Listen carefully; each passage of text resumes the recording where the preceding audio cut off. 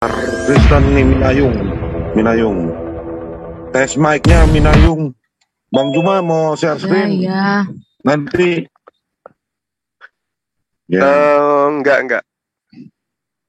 Enggak, oke. Ini Saya jadi buka ini screen-nya. bentar. Jadi kan kesepakatannya kita di TikTok kan Kak Zuma harus lampirin data, nanti share screen nggak lampirin data? Anda tinggal baca di People. No. Saya tidak suka dengan diskusi yang seperti itu. Lebih baik kamu bawa data kamu. Kalau dengan cara seperti itu saya tidak suka. Tidak akademis. Ada teman-teman Muslim yang bisa share screen nanti di sini. Nanti Bang Ali, Kang Ali itu lebih baik untuk share screen ya. Tenang, ya, artinya teman-teman kita ini tidak percaya Bible-nya. Mereka harus bukan. Saya tidak perlu untuk kamu disclaimer seperti itu. Saya perlunya adalah secara ketika saya berkata gitu. Yohanes 1 ayat 1 nomor 1 kamu nggak percaya gitu. Aku nggak peduli dengan omongan kamu Kak Zuma. Peduli adalah dari aturan awal yang dibuat untuk menyusahkan dirimu sendiri. Nggak apa-apa. Nanti aku bantu screen. Ya, jadi gini Pak, bukannya saya jadi biar lebih apple to apple toh, ketika saya bawa data, beliau juga bawa data. Jadi enak ditonton. Kalau cuma saya doang bawa data dan beliau tidak, saya rasa itu tidak apple to apple gitu loh. Saya tidak ingin membuat martabat atau harga dirinya Pak Zuma jatuh gitu loh, karena hanya saya sendiri yang bawa data gitu Pak. Justru saya ditertawakan umat Muslim kalau saya nggak hafal Bible. Kupikir nggak saya hafal jadi apologet tapi nggak hafal. Itu lucu menurut teman-teman Muslim gitu. Kalau hafal harus dipelototin dulu, dibuka dulu, baru aku baca. Teman-teman Muslim tertawakan saya nanti gitu loh. Alah pantes, nggak apa-apa lah. Sudah bahasa Indonesia nggak hafal pula kan konyol. Iya, saya maklumin. Oke, kita mulai. Gimana? Ya, silakan. Ya. Oke, selamat malam, selamat datang Bang Zuma dan rekan-rekan Muslim yang hadir. Recordnya belum nih, Pain? Mana recordnya? Ini udah ada pada yang live nih, MDM live, M3 live, MDM live, Alif channel live. Ya. Recording in progress. Oke, selamat malam. Assalamualaikum dan rekan-rekan Muslim. Assalamualaikum. Ya, malam ini kita mau berdiskusi lintas agama ya. Ya, antara narasumber Muslim, Bang Zuma dan Sis Minayung mewakili kekristenan. Aduh, ini Pak Abdul bocor suaranya. Ya. Jadi ini berasal dari TikTok di komal saya juga tadi, bahwa Minayung akan menelanjangi Quran, ya, bahwa kenapa dongeng-dongeng legenda Yahudi itu terdapat di kitab suci Al-Quran. Kan begitu ya Minayung ya? Apa saya lebih salah? Lebih tepatnya kita membahas tentang kekristenan, yang dimana bidat-bidat aliran sesat yang diambil oleh Al-Quran sendiri. Gitu Pak. Oke. Jadi begitu ya Bang Zuma. Jadi temanya udah disepakati. Iya. Saya ikut aja. Apapun dibahas saya ikuti iramanya. Silakan. Oke. Kita pakai durasi yang 5 menit aja. Mulai dari opening statementnya Minayung 5 menit. Silakan. Ya ini timernya udah jalan belum Pak? Belum ya? Belum. Timer. Belum ada ya? Oke, tolong di share screen dong Mas. Belum ada timer. Kita dari nanti itu timer secara manual aja ya. Nah, aku sportif ke orangnya. Ya. Oke. Dimulai di saat saya berbicara ya, Tok ya. Tapi sebelum itu saya mau berdoa dulu, boleh nggak, Tok? Dan teman-teman Muslim? Sebentar saja. Boleh. Untuk kita semua di sini. Ya, baik. Oke.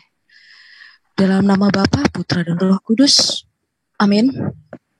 Allah yang Maha Rahim, Allah pada malam hari ini, kami hadir semua di sini ingin membahas mengenai Engkau melalui ajaran-ajaran dan hikmat-hikmat yang pernah Engkau berikan pada kami. Allah yang Maha Rahim, limpahkanlah Roh Kudus-Mu terhadap kami, terhadap saya, terutama dan terhadap Kak Zuma, agar apa yang kami sampaikan sesuai dengan kemauan-Mu, sesuai dengan kehendak-Mu Tuhan.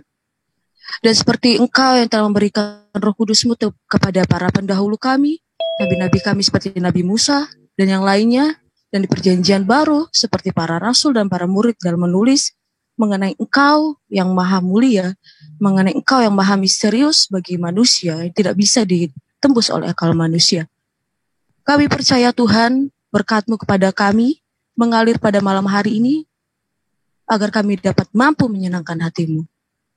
Kami doakan ini, kami serahkan semuanya ke dalam tangan pengasihan-Mu, kami deraskan permohonan ini kepada Putra-Mu Yesus Kristus, Tuhan dan Juru Selamat kami, yang bersatu dengan Engkau dalam persatuan Roh Kudus, kini dan sepanjang segala abad. Kemuliaan kepada Bapa dan Putra dan Kudus, seperti pada permulaan, sekarang, selalu, dan sepanjang segala abad. Amin. Oke, teman-teman, saya mulai ya, waktu dimulai. Ajaran-ajaran sesat yang telah dikutuk oleh kekristenan, tetapi dikutip kembali oleh Al-Quran. Ini pembahasan yang menurut saya sangat bagus sekali, teman-teman. Kenapa? Karena banyak sekali yang mengatakan kekristenan itu sesat, semuanya sesat, apa pemahaman kalian juga sesat karena tidak sesuai dengan Allah.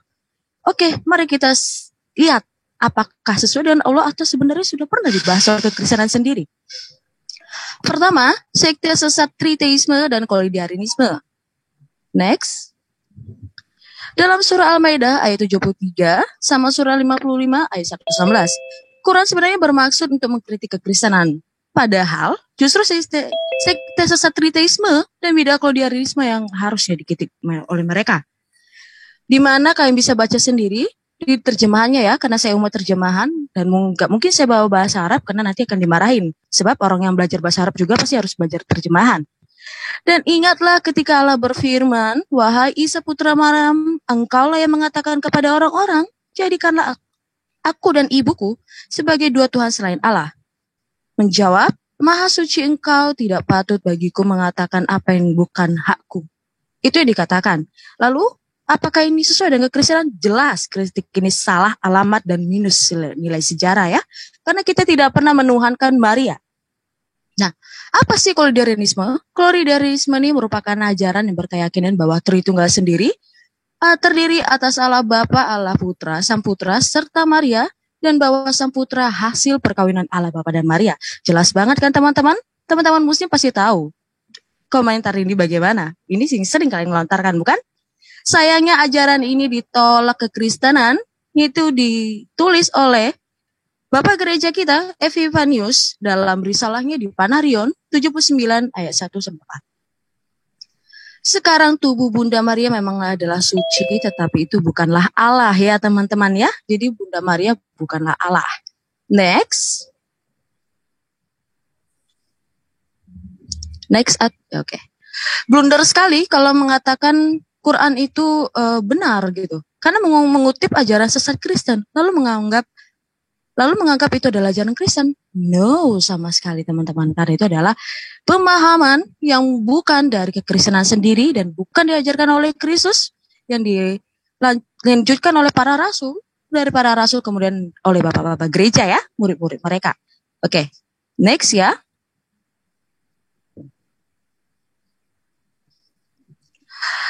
Next, selanjutnya sekte sesat Sabellianisme. Dalam surah Al-Maidah ayat 17-18, Quran bermaksud mengkritik kekristenan kembali, tapi justru sekte sesat Sabellianisme lah yang dikritik.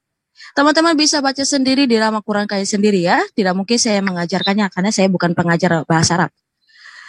Untuk for your information, Sabellian itu merupakan ajaran sesat dengan keyakinan bahwa Sang Bapa, Putra, dan Roh Kudus adalah 3 karakterisasi dari satu Allah, alih-alih 3 pribadi yang berlainan dalam suatu keilahian.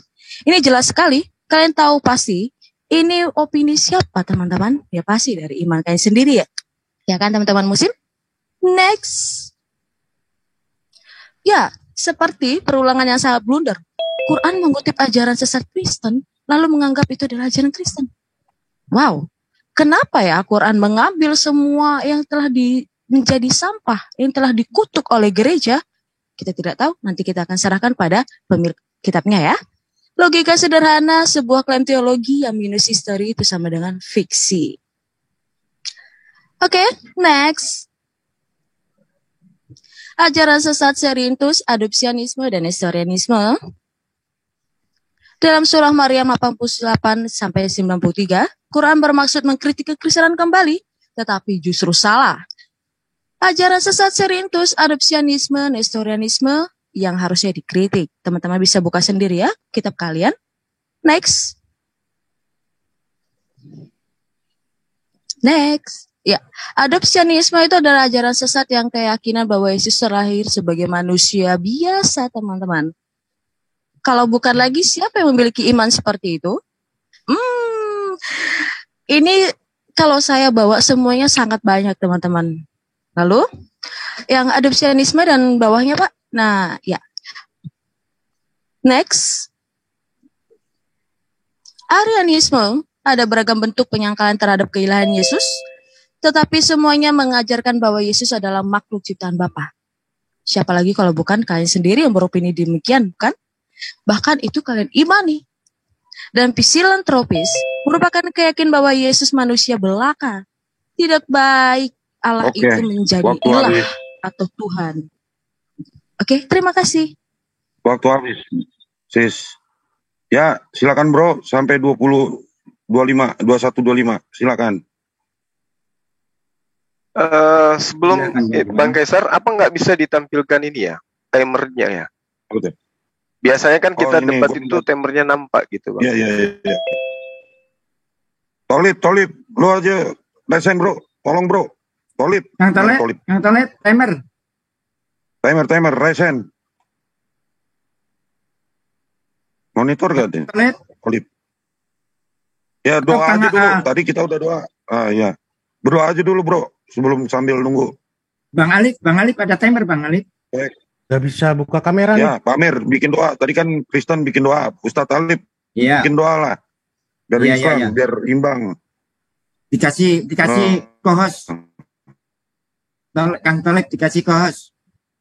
Ustadz Alif. Silakan atau Gema. Ya. Mana? Kang Tolip. Oh iya. Si Tolip. Nggak bisa buka kamera. Nggak bisa buka kamera.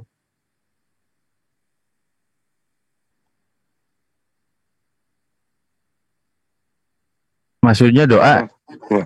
Di ini ya peraturan. Udah coba buka. Sekarang buka Tolip. Kameranya coba.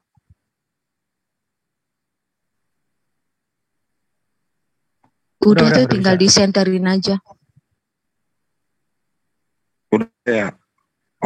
Oke, kami persilakan bagi pihak Muslim untuk sebelum Bang Zuma berbicara, kita kasih waktu untuk doa dulu karena tadi kan doa Kristen udah, biar imbang lah. Ya Ustadz Alif atau siapa yang mimpin nih? Ustadz Budi, Gema. Mungkin langsung sama Guru Unda. Silakan aja deh. Bacakan aja. Silakan Bang Alif. Oke. Baik ya, mungkin singkat.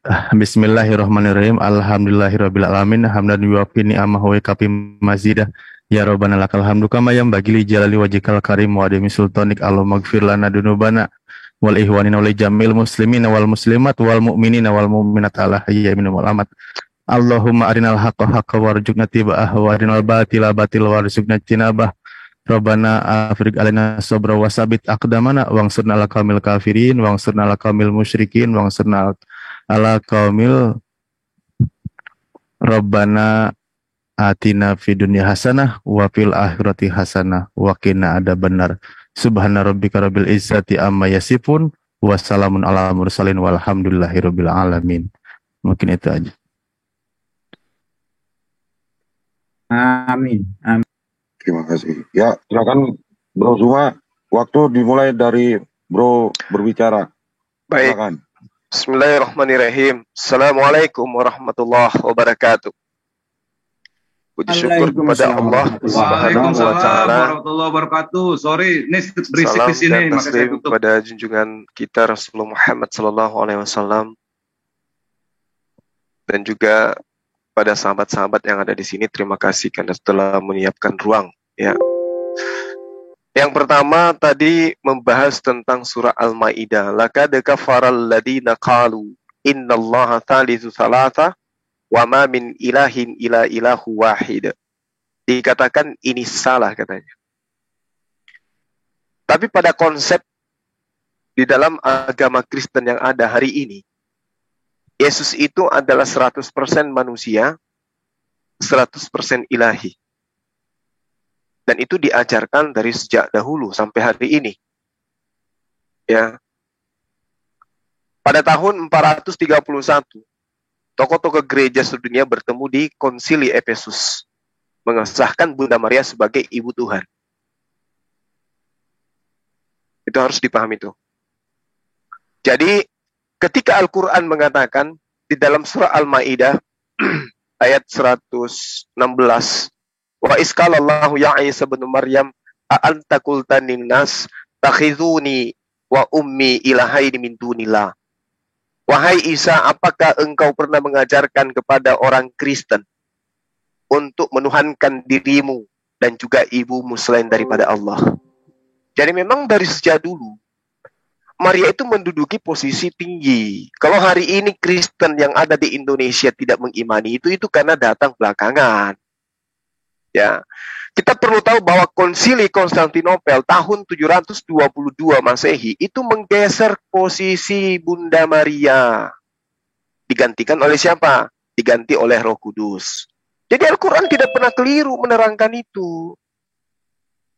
Kalau hari ini kemudian kita tanya kepada teman-teman Kristen, apakah Yesus itu kemudian hari ini adalah bidat menurut ajaran Yesus itu sendiri? Saya katakan ya.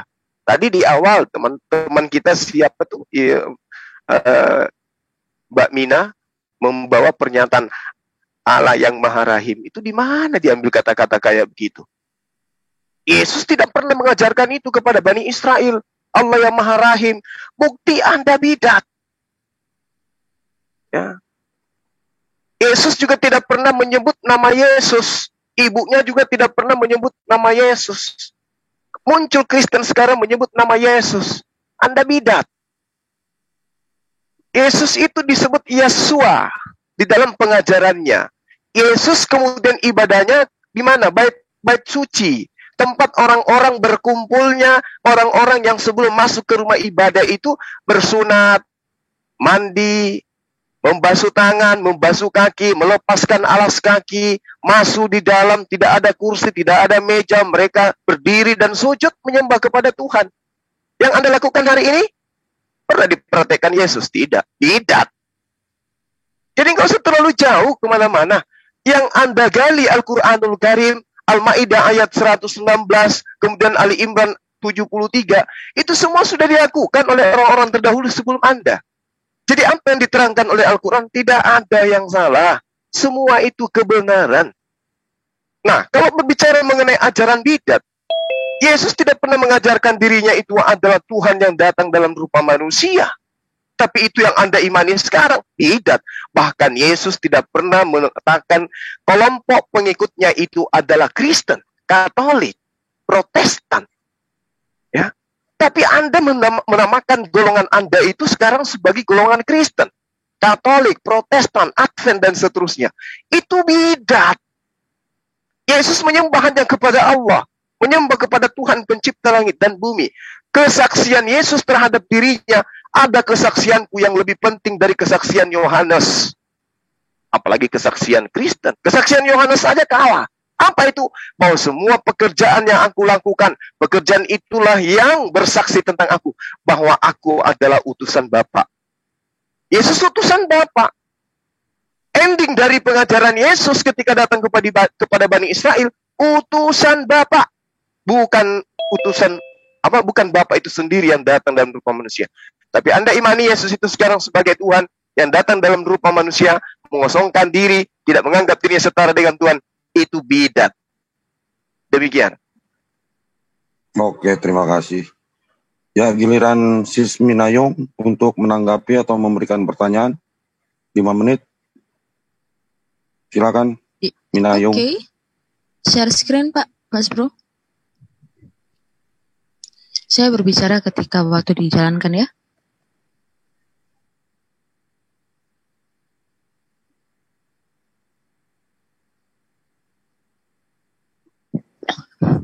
Oke, kita kembali lagi di slide yang pertama ya teman-teman. Sepertinya Pak Zuma ini tidak menyimak dari awal ya, bahwa ajaran itu sebenarnya bukan diajarkan oleh Yesus sendiri, pemahaman-pemahaman sesat-sesat seperti itu. Makanya kenapa dikutuk oleh kekristenan sendiri, oleh para murid-murid rasul, yang pasti jelas. Mungkin Muslim juga mengenal yang namanya mata rantai, ya kan? Tidak mungkin mereka tidak mengenal mata rantai, tetapi kekristenan lebih dulu mengenal mata rantai. Yakni di mana Yesus sendiri mengajarkan, kemudian diteruskan oleh para rasul, kemudian diteruskan oleh murid-murid para rasul, dan berlangsung sampai sekarang. Lalu buat apa sih pemahaman-pemahaman itu disesatkan atau dikutuk oleh kekristenan, Mina? Tentu karena tidak sesuai dengan ajarannya. Itu adalah logik yang sangat simpel sekali ya Pak Zuma. Ayo next dulu Pak Mas Bro, untuk di depan kita bahas tadi yang dia udah sempat singgung lagi dan saya harus singgung lagi ya, ternyata saya menjelaskan kembali. Ya, pertama lagi Pak, pertama. Yang slide pertama. Iya, slide pertama. Iya, sekte-sekte yang Kanda sebutkan tadi, yang kamu jelaskan, wah ternyata di dalam Al-Quran itu tidak pernah ada kesalahan, karena itu Al-Quran yang telah mengatakan. Tetapi ternyata teman-teman, untuk kalian tahu bahwa sekte itu atau ajaran-ajaran itu telah dikutuk oleh gereja. Tahu arti dikutuk? Berarti itu sesuatu yang tidak layak, yang tidak bisa dimaafkan. Dengan kata-kata kotornya, kosarnya itu adalah sampah.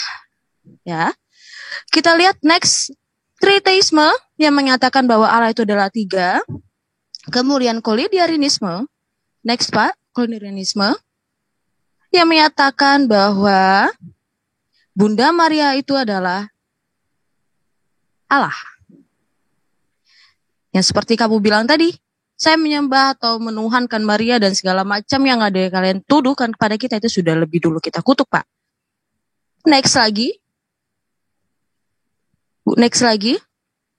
Ya, yang dikatakan Bunda Allah itu bukan berarti dia adalah Allah, melainkan adalah perantara yang menyatakan bahwa firman dinyatakan melalui Bunda Maria, melalui apa? Inkarnasi yang harus lahir dari manusia.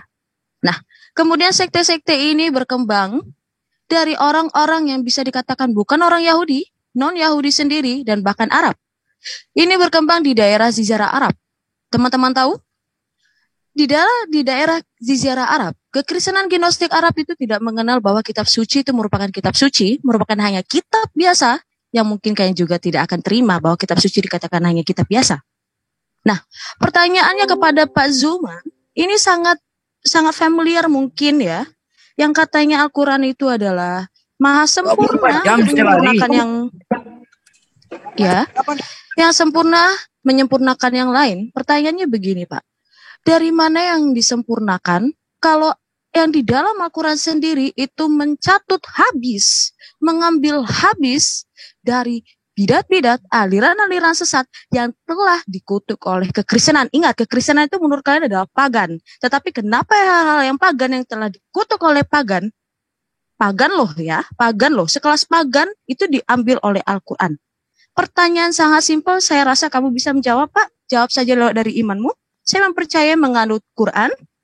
Surah Ibrahim 52 mengatakan sejelas-jelasnya dan pemahaman mengenai manusia ada di situ. Kemudian Yunus 1:1 mengatakan bahwa sedetail-detailnya Al-Quran. Saya harap Bapak bisa menjelaskan dari iman Bapak ya. Saya harap sekali Pak. Terima kasih. Masih ada 1 menit. Sudah?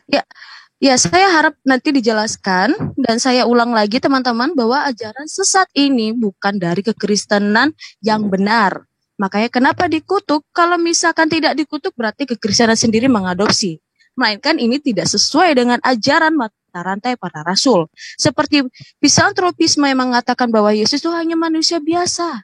Dan tidak baik Allah itu menjadi manusia. Itu mirip sekali dengan kalian. Bahkan apostasis itu merupakan aliran sesat yang mengatakan neraka itu tidak kekal. Itu sama seperti kalian memahami bahwa neraka itu tidak kekal ya. Bahkan Basilides yang kalian imani bahwa Isa itu diserupakan, ternyata mencatut habis dari Basilides. Saya ulangi lagi pertanyaan saya Pak, kenapa Quran mengambil habis? Apa ajaran-ajaran yang telah anatema atau dikutuk oleh kekristenan. Terima kasih. Ya, waktu habis. Silakan Bro Zuma untuk menjawab dan menanggapi. Baik.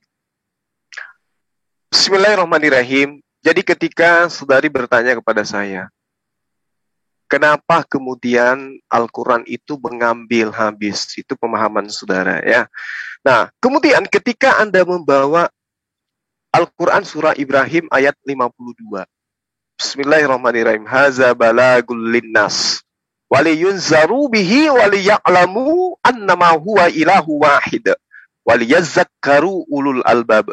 Jadi di sini diterangkan bahwasanya Al-Quran ini adalah penjelasan sempurna bagi manusia. Ini terkait apa?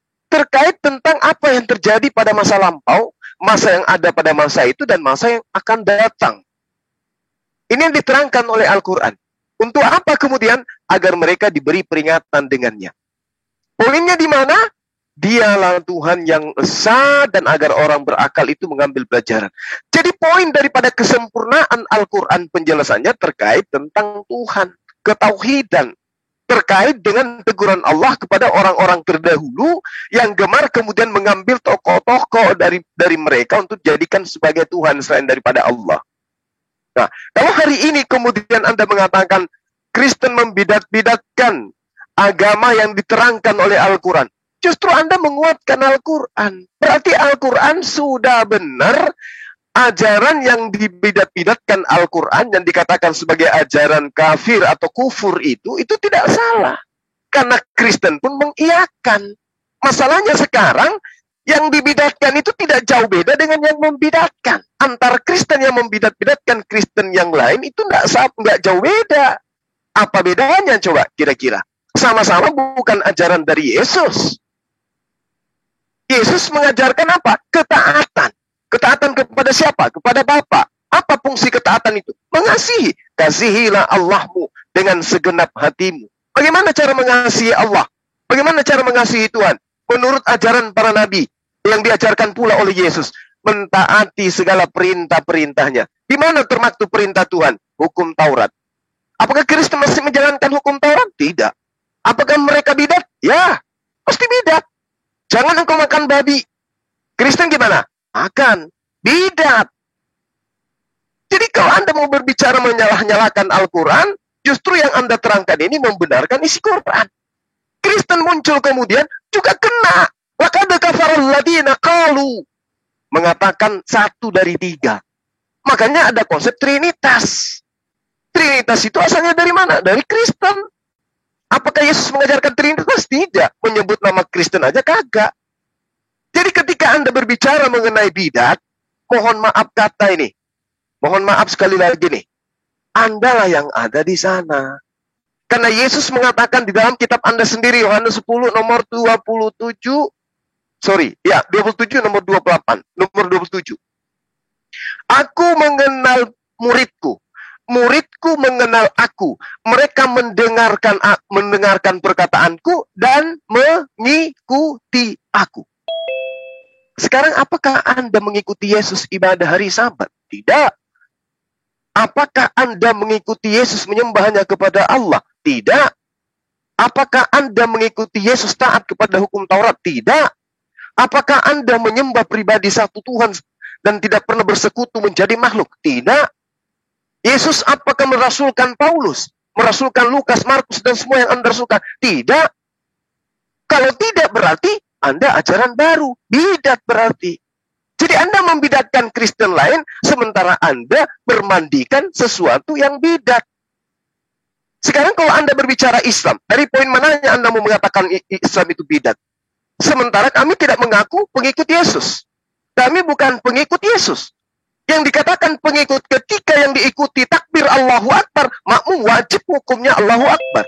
Ketika Yesus mengatakan Shema Israel Adonai Eloheinu Adonai Ahad, Tuhan hidup kekal itu, mereka mengenal engkau satu-satunya Tuhan yang benar dan mengenal aku sebagai utusan. Ketika Yesus mengatakan aku utusan, pengikutnya wajib hukumnya, gak boleh menambahi, gak boleh mengurangi. Kapan mengurangi dan menambahi, maka dia jatuh kepada posisi bidat. Bidat tempatnya di neraka. Apakah Yesus pernah mengusir orang-orang bidat yang mengatasnamakan dirinya sebagai pengikut? Yes. Baca Matius 7 nomor 21 sampai 23. Siapa yang diusir di sana? Enyahlah kau semua pembuat kejahatan. Siapa itu? Pelaku bidat. Coba Anda ngaca. Silakan. Waktu habis. Ya, silakan Minayong untuk menanggapinya. 5 menit.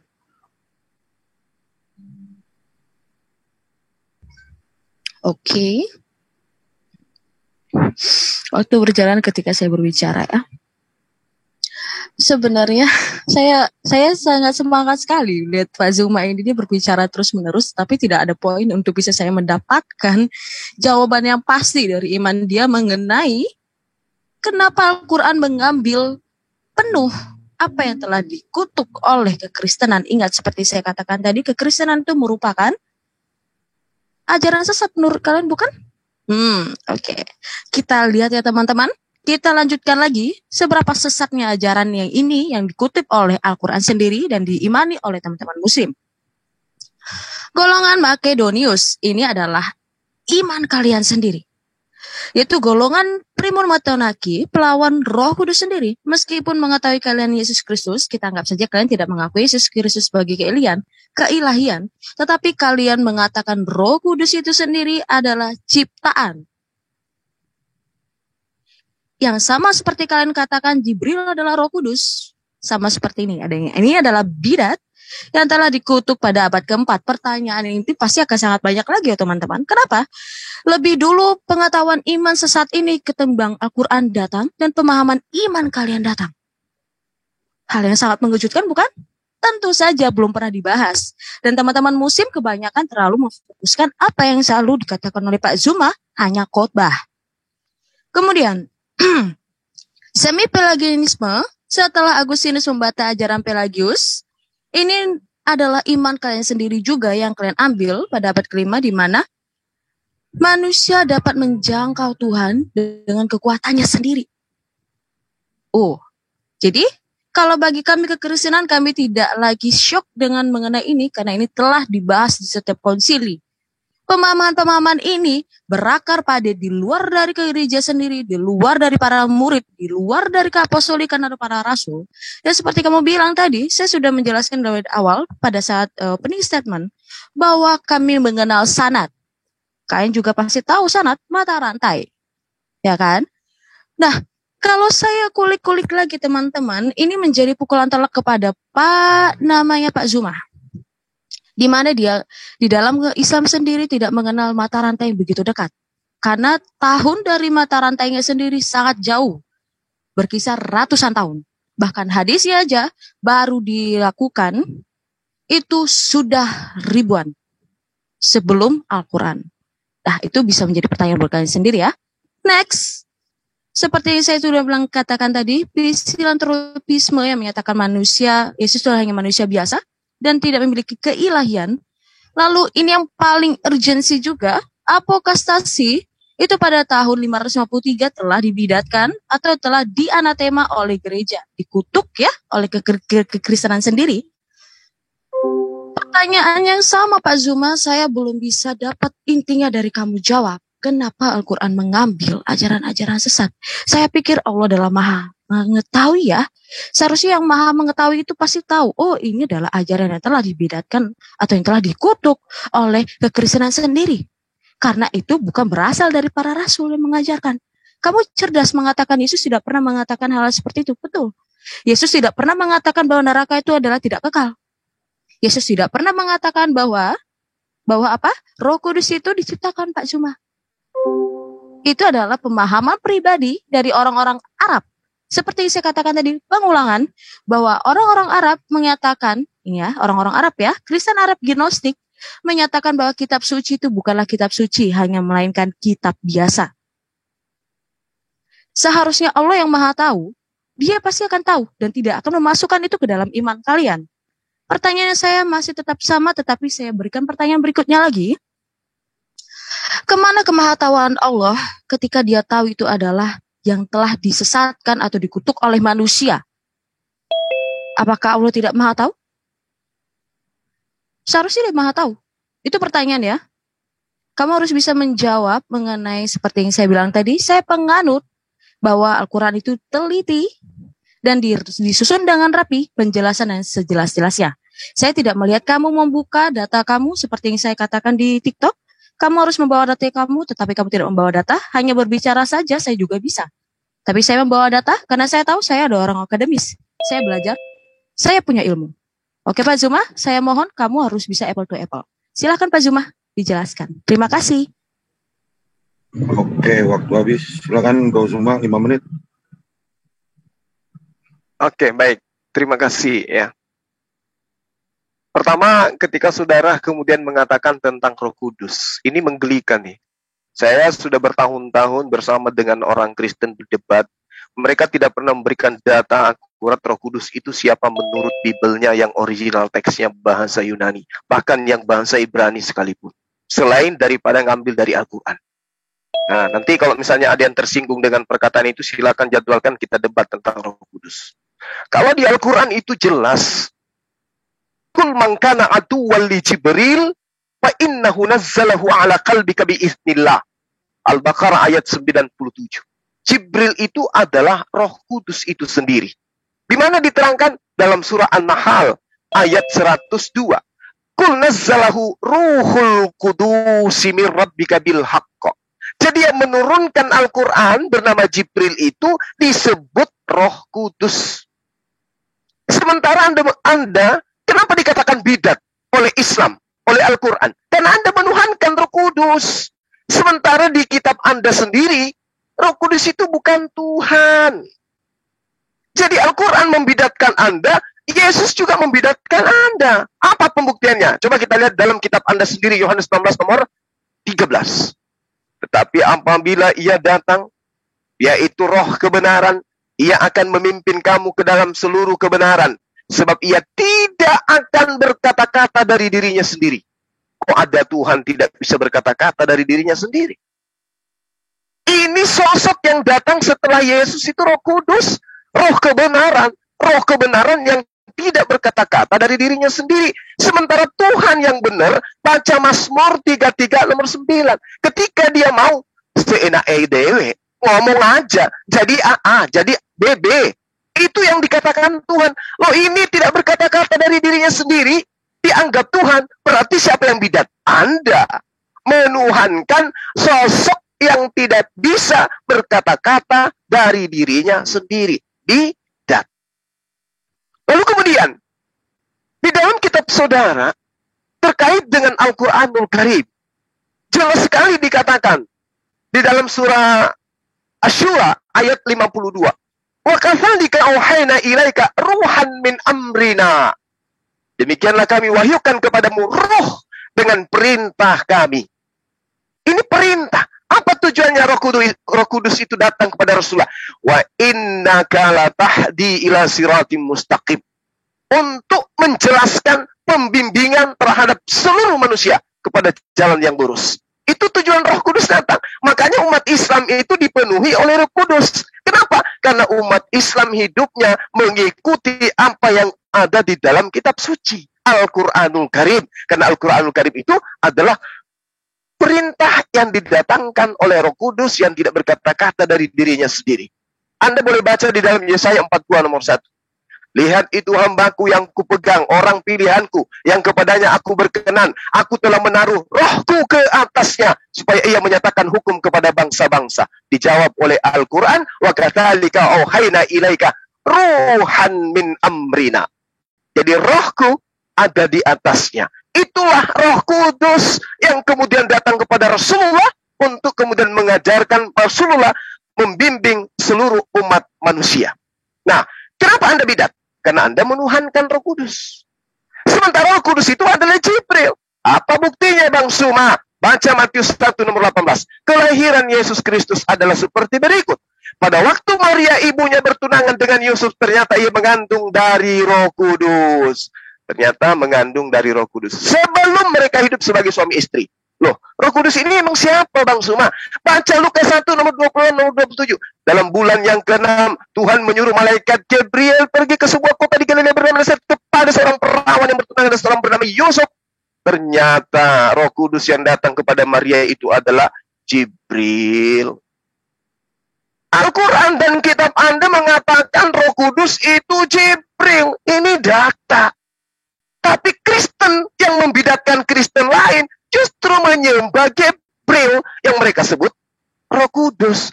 Menyembah Roh Kudus yang adalah Jibril. Ayo. Masih mau ngeles kalau kalian itu bidat?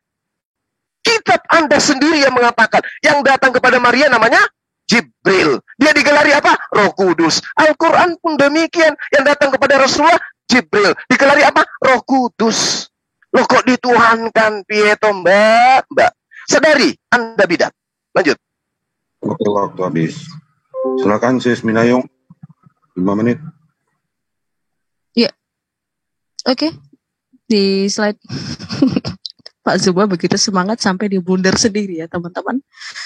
Saya tuh sangat apresiasi dengan cara narasinya Pak Zuma. Dia mengkait-kaitkan sesuatu yang tidak pernah diajarkan oleh kekristenan dari mula-mula sampai sekarang. Bahkan tidak pernah diajarkan oleh gereja. Bahkan kalau kalian mendengar di khotbah-khotbah pendeta, misa-misa, bahkan kalau kalian melihat dari dokumen-dokumen ASI gereja utama, secara primer di Vatikan.va tidak pernah dikatakan Jibril adalah Roh Kudus. Alright? Oke. Kita lihat bahwa di Makedonius ini, Roh Kudus merupakan ciptaan. Menurut Makedonius sama seperti kalian mengatakan ada ciptaan. Melainkan berbeda dengan kita kekristenan mengimani apa yang dikatakan oleh Yesus sendiri. Yang dimana itu diterangkan oleh muridnya ketika dijelaskan oleh Rasul Paulus, oleh Rasul Paulus pada suratnya di Efesus 4 ayat 30. Dan janganlah kamu mendukakan Roh Kudus Allah yang telah memetarkan kamu menjelang hari penyelamatan. Bukan hanya itu saja, teman-teman. Apa yang dikatakan oleh Yesus sendiri, janganlah kamu mendukakan Roh Kudus. Tetapi anak manusia bisa dikatakan, tetapi Roh Kudus tidak bisa dihujat, teman-teman. Roh Kudus itu sangat kudus sekali. Seperti juga dikatakan di Kisah Para Rasul 5 ayat 3-4, di mana dikatakan, ini percakapan antara Petrus dengan seorang pembeli tanah ya, penjual tanah. Apa katanya di ayat terakhir, di ayat 4? Engkau bukan mendustai manusia tetapi mendustai Allah karena Roh Kudus itu adalah Allah. Jelas pasti. Jadi Roh Kudus itu bukanlah ciptaan. Pak Zuma, kalaupun kamu mengimani itu adalah ciptaan, berarti saya pertanyakan kenapa kamu mengimani ajaran sesat yang telah dikutuk oleh kekristenan sendiri di tahun 552. Pak Zuma. Itu dibawakan oleh siapa? Bisa tahu sendiri ya. Orang Arab lagi. Yang dimana Uskup Konstantinopel yang telah menganatemanya. Jadi pertanyaan balik lagi sama kamu Pak Zuma, kamu mengimani kenapa harus dari aliran sesat yang telah dikutuk oleh kekristenan sendiri? Saya pikir Allah yang Maha Tahu, Dia pasti akan memberikan sesuatu yang baru dan bukan yang sudah dibahas oleh manusia sejak sebelumnya Pak Zuma. Ini baru segelintir loh Pak Zuma, belum semua saya buka. Dan paling jelas seperti saya katakan tadi, bahwa ajaran sesat itu adalah sampah. Kenapa kalian mengambil sampah yang telah dibuang oleh kekristenan sendiri? Kalian bisa mencari sendiri ya. Jangan banyak banget ngomong Pak Zuma, saya dari tadi melihat kamu tidak pernah membawa data. Teman-teman kamu juga sangat pintar sekali. Saya bawa PowerPoint ini biar saya ada data, biar kalian baca, kalian googling teman-teman. Golongan Makedonius, golongan Pelagianisme, kalian googling sendiri, banyak kok bertebaran. Di Vatikan.va, New Advent dari Ensiklopedia Katolik, dan juga dari kekristenan sendiri. Nah, pertanyaan lanjutannya, next, Mas Bro. Halo, Mas Bro, next. Ya, yang selanjutnya adalah apostatasi, yang dimana kalian menyatakan bahwa neraka itu tidak kekal. Ini adalah pemahaman yang telah dianatema tahun 553. Lalu kenapa lagi nih teman-teman? Why harus dari ajaran sesat, aliran sesat? Ini pertanyaan yang sangat berulang-ulang kali saya lontarkan tetapi tidak bisa dijawab secara pasti dari Al-Quran. Dan bahkan dari Pak Zuma sendiri dia tidak bisa menjelaskan why harus dari ajaran sesat yang telah disesatkan oleh manusia. Ya menurut kalian ya, kekristenan itu adalah hanya manusia biasa yang mengeluarkan manusia ya, begitulah gosip-gosip kalian kan. Dan kenapa Allah yang Maha Tahu dia tidak bisa memberikan wahyu yang lain, yang baru? Yang mungkin lebih benar dari itu. Itu pertanyaan yang belum dijawab dari tadi, Pak. Sampai saat ini. Dan saya mohon dengan sangat lagi bahwa datanya Pak jangan hanya keluar-keluar saja, saya bisa kok. Gitu ya. Nah, next lagi, logik jika ajaran sesat justru menjadi bagian iman Muslim, lalu bagaimana keselamatan dalam iman Islam terjamin? Keselamatan tidak terjamin sepertinya Pak ya. Coba kamu jawab. Bagaimana bisa terjamin keselamatan jika iman kalian ternyata diadopsi atau mengadopsi bahkan mengambil seluruhnya dari aliran sesat yang telah dikutuk oleh kekristenan sudah sejak lama berabad-abad. Yang kalian baru hanya datang di abad ke-6. Begitu ya Pak? Jangan lupa, 2 pertanyaan saya sebelumnya belum terjawab sampai sekarang dan ini pertanyaan berikutnya lagi. Oke, sekian dan terima kasih. Oke, waktu habis. Silakan Bro Zuma untuk menjawab pertanyaan. Baik. Jadi ketika Anda menuduh neraka itu tidak kekal, Anda salah. Neraka itu kekal. Ya. Neraka itu pasti kekal adanya. Makanya dikatakan fi nari jahannam khalidina fiha. Ayat lain menerangkan As-Zukhruf ayat 74. Innal mujrimina fi azabin jahannam khalidun. Kekal itu. Neraka itu kekal. Tetapi Anda kemudian mengatakan orang yang masuk ke neraka kekal di dalamnya. Kalau di Islam tidak. Kalau di Islam itu berkesesuaian dengan ajarannya Yesus. Orang diupah berdasarkan perbuatan. Orang diupah berdasarkan amal. Perbanyaklah harta surga. Harta surga itu perbuatan baik. Ketika Yesus ditanya, seperti apakah kami bisa memperoleh hidup? Lakukan hukum Taurat. Sudah ya Rabi, ya guru. Apa yang dikatakan? Datanglah kepadaku, juallah semua hartamu. Berarti amal, sedekah, infak. Lalu kemudian bagaimana dengan neraka? Diupah berdasarkan perbuatan ketika dia hidup. Kalau perbuatannya ada kebaikan dan ada keburukan, ya diupah dulu keburukannya, baru diberi upah kebaikannya. Islam dan ajaran Yesus itu sama. Lah yang kalian itu dari mana ajarannya? Kalian yang bid'ah. Kalau terkait dengan alam nerakanya, neraka itu kekal. Ayatnya banyak, neraka itu kekal. Yang mana yang kekal itu? Orang-orang kafir yang kekal di dalamnya. Orang-orang yang tidak menyembah Tuhannya Yesus. Yang kekal di neraka itu. Lalu kemudian saudara mengatakan tentang Roh Kudus. Roh Kudus Anda katakan tidak diterangkan di dalam gereja. Emang, tapi di kitab Law diterangkan bahwa Roh Kudus itu adalah Jibril yang datang kepada Maria. Siapa? Apakah 2 oknum atau 1 oknum? 1 oknum. Siapa yang datang kepada Maria? Gabriel. Siapa gelarnya? Roh Kudus. Tidak ada 2 oknum antara Jibril dan Roh Kudus. Anda salah persepsi tentang Roh Kudus yang datang setelah Yesus terangkat. Roh Kudus yang datang setelah Yesus itu adalah makhluk yang tidak berkata-kata dari dirinya sendiri. Tidak mungkin Tuhan. Kalau Tuhan itu, Mbak, baca di Yesaya 55 nomor 11. Baca di Mazmur 33 nomor 9. Tuhan itu malah berkehendak. Sementara yang datang kepada manusia setelah Yesus terangkat yang Roh Kudus itu tidak berkata-kata dari dirinya sendiri. Berarti dari oknum lain. Masa dituhankan oknum yang masih menerima firman dari oknum lain? Itu bid'ah namanya. Yang datang Roh Kudus itu adalah utusan. Makanya Yesus mengatakan, aku akan minta kepada Bapa. Di mana diterangkan Yesus itu? Dia minta kepada Bapa. Di kitab Anda sendiri. Yohanes 14 nomor 16. Yesus minta kepada Bapa agar Bapa memberikan kepada manusia penolong lain. Masa Yesus minta Tuhan untuk mengirim Tuhan? Logikanya di mana? Sementara Yesus mengatakan, hidup kekal itu adalah mereka mengenal Engkau satu-satunya. Mbak, kalau satu-satunya berarti cuma 1. Jangan ditambah-tambahin. Kalau kamu tambahin, berarti kamu bidat. Jangan cuma membidat-bidatkan Kristen yang lain, sementara Anda sendiri berlumurkan ajaran bidat.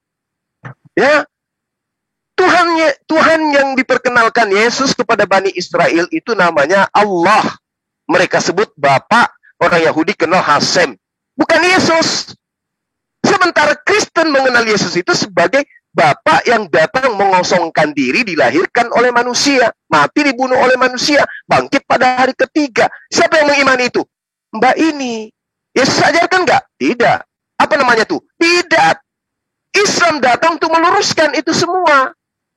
Jadi ketika Anda mengatakan, kenapa Al-Quran membahas? Yang dibahas Al-Quran itu bukan cuma yang Anda bidatkan. Anda juga yang dibahas oleh Al-Quran. Anda juga yang dibahas oleh Al-Quran. Lalu kemudian Anda mengatakan, Al-Quran Islam itu tidak bersanad. Wow, keren. Kalian bersanad. Antara Yesus dengan Lukas aja terputus. Yesus dan Lukas, Markus, Paulus itu terputus. Dari mana Lukas itu mendapatkan keilmuan setebal itu? Depolius yang mulia, banyak orang yang menceritakan peristiwa-peristiwa yang terjadi di antara kita. Dari mana Lukas terima itu sementara dia tidak pernah bertemu langsung dengan Yesus? Mana sanadnya? Karena Anda mengimani catatan Lukas sebagai firman Tuhan, Yesus tidak mengimaninya, Anda bidat. Demikian. Ya, silakan Miss Esis Minayung.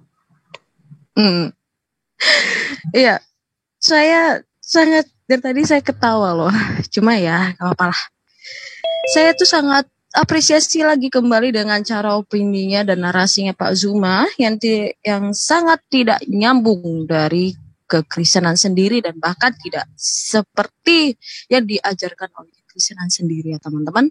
Kenapa saya katakan begitu? Karena dia bukan orang Kristen dan dia tidak pernah jatuh atau nyemplung di dalam kekristenan sendiri. Iman kami mengenal yang namanya sanad di mana para rasul sendiri, kalau kekatolikan mengatakan dan ortodoksi yang mengatakan, sanad terutama itu adalah Petrus yang merupakan dia yang diberikan kepercayaan oleh Yesus Kristus sendiri. Ya, terlalu banyak poin kamu, tetapi kamu tidak bisa sederhana untuk menjelaskan iman kamu sendiri, Pak Zuma. Ya, dalam ajaran kekristenan sendiri, apa yang telah disampaikan oleh Pak Zuma, ternyata itu adalah masih tetap sama aliran sesat dari kekristenan sendiri yang telah dikutuk. Dan tetap seperti saya katakan, kalau Allah itu maha tahu, kenapa Al-Quran itu isinya apa yang telah disesatkan atau yang telah dikutuk oleh kekristenan sendiri pada abad mula-mula. Dan ya kamu mengatakan bahwa Yesus sendiri tidak pernah mengajarkan ini itu, sedangkan kamu sendiri adalah iman yang baru datangan.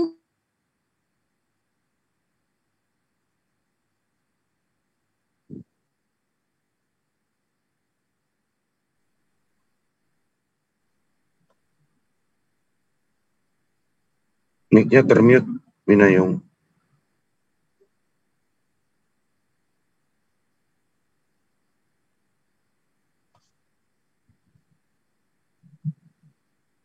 Halo. Kolip, waktunya dimatikan dulu. Minayung. Ya. Termute tadi, suaranya nggak keluar. Oh, siapa Silakan lanjut. Oh, oke. Ada. Oke. Sampai mana tadi, Ito? Sampai di mana tadi? Ya, seperti yang saya katakan tadi, bahwa di dalam Alkitab sendiri, bahkan di dalam nama-nama list malaikat-malaikat orang-orang Yahudi dan kekristenan tidak pernah ada namanya Jibril. Jibril itu hanya ada pada abad ke-6 yang dibawa oleh Islam sendiri. Itu bisa pertanyakan lagi sama iman kalian, kenapa bisa ada nama-nama hal seperti itu, yang bahkan tidak diimani oleh Yahudi dan kekristenan. Nah, yang kamu kutip mengenai Jibril atau kami mengenalnya nama Gabriel, yang bertemu dengan Maryam, atau saya bilang Maria di dalam kita, Bunda Maria sendiri, dia tidak menjadi Roh Kudus untuk masuk ke dalam perutnya Bunda Maria. Dia hanya mengatakan, "Salam Maria, penuh rahmat Tuhan sertamu. Terpujilah engkau di antara wanita, dan terpujilah buah tubuhmu, Kristus." Sebab apa? Ketika Maria mendengar perkataan itu, apa kata Bunda Maria? Terjadilah padaku menurut perkataan Tuhan. Apa diperkatakan Tuhan? Tuhan mengatakan bahwa Roh Kudus akan berdiam di dalam dirinya, yang akan di mana dia akan membawa keselamatan itu sendiri melalui kelahiran putranya, Yesus Kristus, yang mana adalah Sang Firman sendiri. Ini kalian tidak mengerti karena kalian adalah iman datangan, dan kalian mengimani ajaran sesat, yang dimana pada tahun kalian abad ke-6, bahwa penganut Aryan bekerja sama dengan Muslim untuk menggencarkan iman yang baru. Bisa dikatakan ini adalah sebuah komunitas yang baru dan bukan dari iman agama baru ya, melainkan komunitas. Kembali lagi saya katakan untuk kamu, Pak Zuma, bahwa kamu sendiri menyatakan bahwa neraka itu hanya kekalnya kepada orang kafir. Berarti kemahakasihan Allahmu tidak pernah ada. Karena Allahmu telah menetapkan orang kafir dan orang yang tidak kafir. Itu sama sekali bertentangan dengan ajaran Kristus sendiri. Di mana Kristus sendiri mengatakan bahwa Dialah Tuhan yang memberikan apa? Matahari dan hujan kepada orang baik dan orang yang jahat. Oke? Dan kemudian kamu mengutip mengenai seorang pemuda yang orang kaya, dia ingin ikut mengenai Yesus. Dia tahu Yesus adalah Tuhan, tetapi Tuhan mengatakan, aku tidak perlu untuk harta-hartamu, tetapi aku perlu kamu. Apa yang dilakukan oleh anak muda itu? Anak muda itu meninggalkan Yesus karena dia sedih hatinya kepada hartanya. Itu mengenai apa sih, Mina? Itu mengenai kamu yang hanya meminta berkat sama Tuhan, tetapi kamu tidak memberikan hatimu kepada Tuhan. Jadi, sedalam itu iman kita, Pak Zuma. Beda dengan iman kamu yang mengambil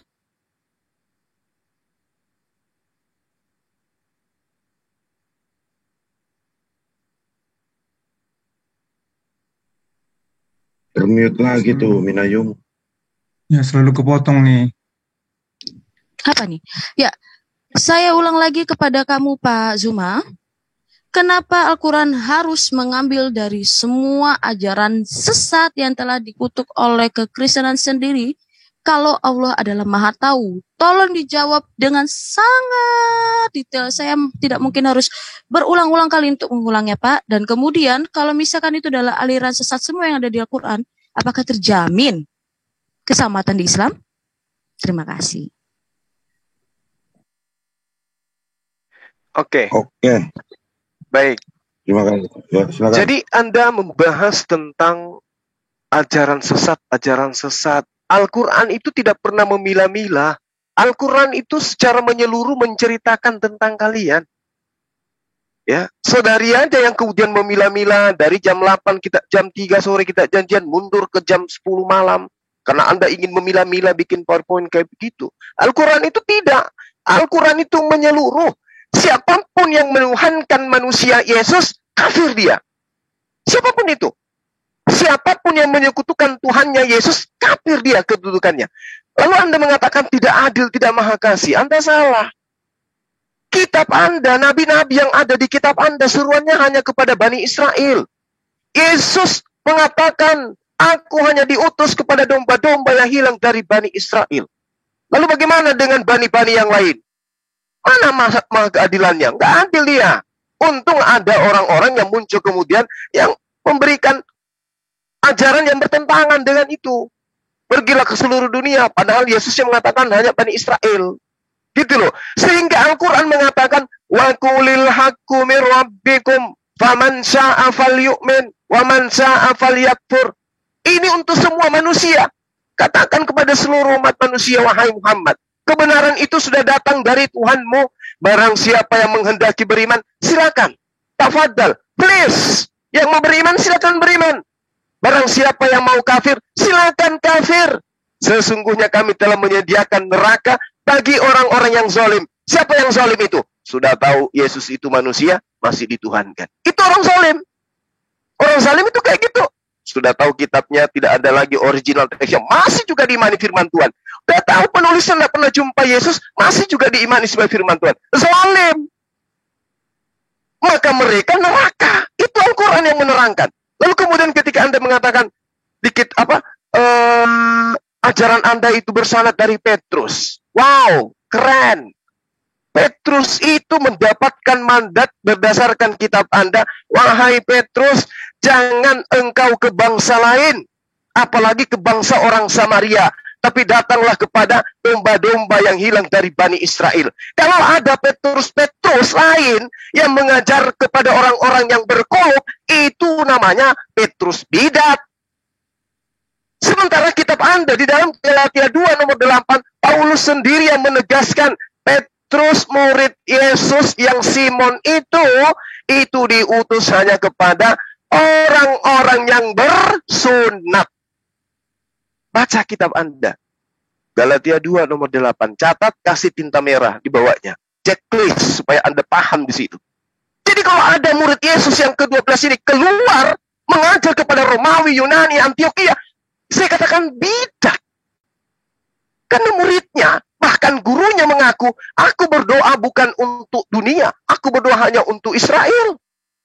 Mana ada seruannya Yesus? Walai seluruh manusia. Mana? Baptis saya malam ini kalau ada seruannya Yesus begitu. Nggak ada. Yang diseru hanya Bani Israel. Bani Israel. Kemudian muncul pengajar-pengajar yang dikatakan dalam 2 Petrus 2. Bahwa akan ada muncul pengajar-pengajar palsu yang memasukkan ajaran-ajaran palsu. Yang kemudian membantah semua ajaran Yesus. Tidak setitik pun dihilangkan dari hukum Torah. Lebih mudah langit dan bumi lenyap dibandingkan setitik dari hukum Torah. Begitu pengajar-pengajar ini muncul setelah Yesus terangkat. Dirubah. Dengan matinya Yesus di atas tiang salib. Dia membatalkan hukum Tuhan dan segala ketentuan yang ada di dalamnya. Dan Anda pengikutnya. Anda berkongkol dengan pelaku bidat. Yesus ketika datang, saudariku yang cantik, dia itu bukan ateis, juga bukan Kristen. Dia itu penyembah Tuhan. Berarti dia bertuhan. Berarti dia hamba Tuhan. Kok sekarang dituhankan? Hah? Dia mengajak murid-muridnya. Dia sering ke tempat yang sepi, berdiri, berdoa semalam-malaman dia. Menghambakan diri kepada Yang Maha Kuasa. Lantas kemudian Anda sekarang membidat-bidatkan orang. Itulah yang kena. Apa yang ada dalam kitab Anda, peribahasa yang ada dalam kitab Anda, kuman di seberang lautan, gajah keluar masuk dari ke mulut Anda nggak lihat. Inilah yang terjadi. Anda membidatkan. Al-Quran kenapa kau bidat-bidatkan? Bukan, Al-Quran tidak seperti itu. Al-Quran mengatakan, laqad kafaral ladina qalu. Siapapun di luar Islam yang mengajarkan ada 3 pribadi Tuhan, dia bidat, tempatnya di neraka. Demikian. Habis. Ya silakan Minayung. Minayung. Ya, aku share screen ya, share screen sendiri biar lebih enak gitu ya. Nanti sebelum Mas Bro saya buat. Ini nggak ada presentasinya, cuma ngocong aja. Ya udah, sabar. Masa nggak percaya kepada kitab sendiri? Kan Pak, presentasimu mana kawan? Saya tidak sedang mengingini mengikuti. Makanya kau omong kosong. Oh, jadi Bible yang tadi saya bacakan itu omong kosong ya? Permisi Pak. Terima kasih Anda mengatakan kita pada omong kosong. Debatnya mantap. Bang Zuma dengan Kak Mina. Tolong jangan diganggu ya. Terima kasih. Ya. Salam. Baik Kristen ataupun Muslim, saya akan tegur. Terima kasih. Iya. Lanjut. Ya, kita mulai ya teman-teman ya. Kita mulai dulu. Dia terlalu banyak banget bawa poin sampai sehingga dia lupa untuk menjawab iman dia sendiri. Saya maklumi karena dia hanya bisa menjelaskan iman orang lain. Walaupun itu hanya tidak sesuai dengan iman orang gitu ya. Iman sendiri dia tidak tahu. Oke, lanjut teman-teman ya. Seperti yang dia katakan bahwa Yesus datang kepada bangsa Israel, teman-teman. Kenapa? Ini mengingatkan kita kepada apa, teman-teman? Ya, Allah hanya memberitakan firman-Nya kepada Yakub, ketetapan-ketetapannya dan hukum-hukumnya kepada Israel. Ia tidak berbuat demikian kepada segala bangsa dan hukum-hukumnya tidak mereka kenal, ya. Jadi Yesus itu harus datang kepada bangsa Israel. Kenapa, teman-teman? Ya, karena Yesus adalah sang firman, di mana firman-Nya itu, ketetapan-ketetapannya itu ada di bangsa Israel. Jadi harus dia yang membenarkan kepada bangsa Israel bahwa seperti ini loh, seharusnya kamu melakukan bahwa karya keselamatan telah kulakukan. Nah, kemudian bagaimana lagi si Mina? Kok bisa dia harus datang ke bangsa Israel? Mari kita lihat ya. Bahwa di Yesaya 55 ayat 11, demikianlah firmanku yang keluar dari mulutku, ia tidak akan kembali kepadaku dengan sia-sia, tetapi ia akan melaksanakan apa yang kukendaki dan akan berhasil dalam apa yang kusuruh kepadanya. Jelas teman-teman, Yesus sebagai seorang firman yang keluar dari Bapa, dia harus kepada bangsa Israel dan bukan kepada bangsa Arab. Justru ini akan menabrak Isa yang datang di Arab. Pertanyaan buat kamu Pak Zuma, tambahan lagi yang kelima. kenapa Isa didatangnya di Arab dan bukan di Israel? Sedangkan ketetapan Allah itu adanya di Israel. Saya menggunakan kata Allah biar kamu paham. Lanjut lagi teman-teman. Di dalam kekristenan sendiri bahkan orang Yahudi juga meyakini bahwa apa teman-teman? Bahwa Allah itu berbicara kepada Abraham. Di mana teman-teman? Kita lihat ya. Kejadian 17 di mana ini mengenai anaknya ya yang harusnya ntar ya saya lihat dulu. Allah naik. Nih, di Kejadian 17 ayat 22 dikatakan setelah selesai berfirman kepada Abraham, naiklah Allah meninggalkan Abraham. Jelas sekali pemirsa dan teman-teman yang nonton nih, bahkan yang ada di Zoom ini dan bahkan Pak Zuma sendiri melihat secara terang benderang atau saya harus men-screenkan lebih gede. Bahwa kekristenan meyakini Tuhan itu bisa dilihat. Sang firman itu bisa dilihat. Di mana lagi sih Yohana? Kita backstreet lagi yuk. Back. Di Kejadian 3. Kejadian ketiga ketika Allah itu, Tuhan itu berjalan-jalan di Taman Eden. Ingat, Tuhan yang di dalam kekristenan dan Yahudi meyakini itu bisa dilihat dan bukan yang namanya harus melalui perantara Jibril. Satu hal yang pasti ya teman-teman. Nah, kembali lagi dengan ajaran bidat yang kamu bilang bahwa di dalam kekristenan sendiri ternyata lebih bidat dibanding itu. No, kita lebih dulu datang ketimbang kalian. Yang abad 6, yang bahkan itu mengambil dari ajaran sesat sendiri. Di share screen, Mas Bro.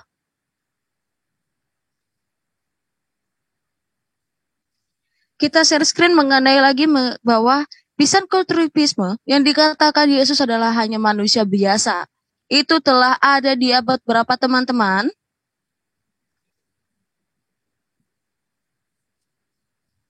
Ya, Pisantropisme sendiri itu adalah aliran sesat yang telah dianatema atau dikutuk oleh kekristenan sendiri. Jadi pertanyaannya lagi Pak Zuma yang belum Anda jawab. Kenapa dan harus mengapa di dalam Al-Quran sendiri mengambil aliran sesat yang telah dikutuk oleh kekristenan sendiri Pak Zuma? Kalau Allah adalah Maha Sang Tahu ya Pak Zuma. Kemudian pertanyaan berikutnya. Kalau Yesus itu harus datang ke bangsa Israel, lalu kenapa Isa harus ada di bangsa Arab? Kamu belum bisa menjelaskan ini secara detail melalui imanmu sendiri. Saya meragukan kamu adalah seorang akademis yang hanya bisa berbicara sendiri. Saya pun bisa, Pak. Tanpa data ini, Pak. Saya membawa data ini adalah sebagai pelampiran saya bahwa saya belajar, Pak. Ya? Oke. Terima kasih, Pak. Oke. Silakan Bro Zuma. 5 menit. Ya, baik. Kenapa Islam itu Rasulullah SAW itu datangnya di Arab bukan di Israel? Satu. Karena kehebatan yang muncul kemudian oleh para nabi di depan Bani Israel itu tidak dianggap oleh Bani Israel. Musa menyelamatkan mereka dari perbudakan. Apakah mereka kemudian beriman? Tidak. Yesus datang kemudian dikasih keajaiban yang sangat luar biasa, mujizat yang luar biasa. Apakah mereka masih beriman? Tidak juga. Terus kemudian yang datang ini membawa hukum-hukum tertulis, Al-Quranul Karim. Apa mungkin mereka mau imani? Udah pasti tidak. Bahkan sampai sekarang mereka tidak beriman. Tapi coba ketika datang ke Arab, sejazirah Arab beriman. Paham itu ya? Dan Anda harus tahu, Anda beragama Kristen itu bukan orang Yahudi yang ngajarin. Ya, itu dari barat tuh yang datang tuh. Bahkan kalau Anda jeli melihat kitab Anda sendiri, Matius 23 nomor 15. Celakalah engkau, wahai ahli Taurat. Orang Farisi, orang munafik menyeberangi lautan, menjelajahi daratan, mentobatkan orang masuk ke agamamu dan membuat dia orang neraka dan 2 kali lebih jahat daripada engkau. Ini sudah masa Yesus loh. Yesus datang unyu-unyu lahir di kandang binatang, memperlihatkan mukjizat, membangkitkan orang mati. Kagak dipercaya. Bagaimana Rasulullah yang buta huruf, tidak bisa apa-apa, datang kepada mereka. Yesus yang luar biasa aja, yang dari keturunan para raja, yang keturunan orang Lewi, keturunan bahkan disebut raja di atas raja, ada ditampar mukanya, diludahin, diseret. Allah itu maha tahu, makanya datangnya kepada bangsa Arab. Kenapa? Karena Tuhan sendiri mengatakan dalam Kejadian 49 nomor 10, tongkat estafet Israel Huda itu akan diberikan kepada dia yang berhak ketika ia datang. Siapa dia? Yang mampu menaklukkan bangsa-bangsa. Oke? Musa mengatakan datang nabi yang sama seperti aku, yang pada mulutnya dikasih firman, yang mujizatnya sama seperti Musa. Jadi kalau mujizat sama seperti Musa, bahkan yang lebih dari mujizat yang Musa datang ke orang Israel pun tetap saja ditolak. Kenapa? Mereka bangsa tegar tengkuk. Dan Tuhan tidak mau gagal lagi untuk mengajarkan hukum-hukumnya di atas muka bumi. Makanya saya katakan tadi Yesaya 42 nomor 2 itu loh. Ya, Yesaya 42 nomor 1 itu loh. Itulah hambaku yang kuberikan kepadanya, aku berkenan, aku akan memberikan rohku ke atasnya, supaya dia menyatakan hukum ke atas bangsa-bangsa. Yesus bisa nggak menyatakan hukum-hukum kepada bangsa-bangsa? Hukum apa? Dikelilingi orang-orang bidat. Nggak ada yang mengimani dia kok. Murid-muridnya 11 orang dibantai semua oleh Paulus. Gimana mau menegakkan hukum-hukum kepada bangsa-bangsa? Hah? Gimana? Nggak bisa. Harus keluar ke Bani Ismail. Bani Ismail lah yang harus menegakkan hukum-hukum kepada bangsa-bangsa. Lalu kemudian Anda mengatakan Tuhan kami itu tidak terlihat, Tuhan itu terlihat. Anda ini bidat kali ya. Anda nggak malu pamer bidat gitu loh. Musa mengatakan tidak ada yang bisa melihat Tuhan bisa hidup. Apa masih kurang itu? Kitab terjemahan pun itu. Anda nggak bisa baca. Lalu kalau Anda mau yang lebih mudah, yang Anda imani aja ya. 2 Korintus 4 nomor 18. Sedangkan yang tidak kelihatan itulah yang kekal. Sebab kami tidak memperhatikan yang kelihatan, melainkan yang tak kelihatan. Karena yang kelihatan adalah sementara, sedangkan yang tidak kelihatan itu adalah kekal. Baca tuh kitab. Jadi kalau Anda mengimani Tuhan itu kelihatan, ditampar, diseret, diludahin, itulah saya katakan Anda bidat, Anda gali kubur sendiri. Anda yang bidat. Yesus mengatakan, Bapa yang mengutus aku, kamu tidak pernah mendengarkan suaranya, wajahnya pun tidak bisa kau lihat. Kata siapa? Kata Yesus. Loh, Tuhanmu harus digendong, disusuin, dan seterusnya. Ini ajaran dari mana? Jadi apa yang kamu jabarkan, itu semua bertentangan dengan ajaran Yesus. Maka saya katakan yang bidat itu adalah Anda. Ya, bahasan kita ini adalah siapa yang bidat menurut Yesus. Anda tidak bisa menentukan Islam itu bidat. Mana coba? Di mana Yesus bisa mengatakan bahwa bidat itu Islam? Nggak ada dia katakan, waspadalah kepada Bani Ismail, waspadalah kepada bangsa Arab. Nggak ada. Yang dikatakan, waspadalah kepada ragi orang Parisi. Paulus orang Parisi. Waspadalah kepada serigala. Benyamin dibuatkan oleh Yakub, keturunannya menjadi serigala. Paulus ngakus dari Benyamin. Halo, penyesat itu berasal dari tengah-tengah kita. Yesus tidak pernah. Apa Rasulullah tidak pernah dari tengah mereka? Ayo, silakan Anda gali kubur Anda sendiri. Ya, silakan Sis Minayung. Lagi-lagi nggak punya presentasi ini, gimana sih Juma? Anda kalau Anda percaya kitab Anda, nangis aja. Bukan, kalau dialog itu pakai presentasi lah. Gimana? Lah saya sudah presentasi tuh. Ini presentasi saya, Bung. Oke, teman-teman. Bukan PowerPoint saya ini. Kelihatannya Anda lebih percaya PowerPoint daripada Bible itu sendiri. Waduh, parah ini anak. Sudah saya mute yang tidak berkepentingan, silahkan. Ya. Jadi saya bisa kesimpulan sesuai dengan yang dikatakan oleh Pak Zuma, bahwa orang yang percaya dengan omongan Pak Zuma adalah benar ya. Oke, gak apa-apa. Ini menantang dari Yesus sendiri yang mengatakan bahwa yang didengarkan adalah Tuhan. Ya kan? Saya yakin kamu cerdas, Pak Zuma. Waspadalah terhadap nabi-nabi palsu yang datang kepadamu dengan menyamar seperti domba, Pak Zuma. Hati-hati ya. Apalagi dia adalah nabi yang bukan dari bangsa Israel, yang dia tidak mengenal firman-firman dan ketetapan-ketetapan Allah. Hanya bangsa Israel yang tahu ketetapan-ketetapannya, maka justru saya mengikut pola kami mengatakan Yesus adalah nabi. Justru dia lebih benar, nabi yang penutup seharusnya. Why? Karena dia datang dari bangsa Israel, bukan dari bangsa Arab. Nah, Kemudian Pak Zuma yang kamu katakan tadi tidak menjawab pertanyaan saya. Sungguh saya sangat dikatakan sangat-sangat sedih gitu loh Pak. Kamu hanya mengatakan apa yang bukan dari agama kami gitu loh. Maksudnya bukan dari keimanan kami. Justru itu hanya dari pemikiran kamu sendiri gitu loh Pak. Saya sangat miris itu. Oke, kita kembali lagi teman-teman di pemahaman orang-orang Muslim ini, yang dimana kalau kita lihat secara historinya, penulis biografi yang paling awal itu dari Ibnu Ishaq tahun 768. Jauh banget dari tahun kelahiran Baginda ya. Kemudian dari Ibnu Hisam tahun 828, kemudian dari Ibnu Sa'ad 845, Tirmizi, Tabari, apalagi. Jadi kalau bisa dikatakan Al-Quran ini atau hadis pun yang ditulis oleh para sahabat ataupun yang penulis historiografinya Baginda, itu bisa diragukan. Saya hanya bawa ini hanya untuk sebagainya aja ya. Pemukul telak aja untuk kalian yang mengatakan kekristenan itu adalah bidat, sedangkan kalian sendiri belum bisa menjelaskan iman kalian secara gamblang, bahwa secara historikal saja kalian susah untuk mengetahui secara sanad. Kemudian lanjut lagi ya.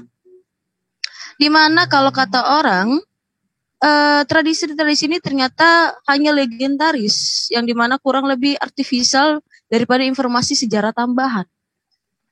Ternyata yang ada di dalam biografi Baginda kalian itu tidak sesuai dengan pada saat tahun itu. Kita lihat lagi teman-teman, di mana di dalam, ya sebentar kita lihat apa kata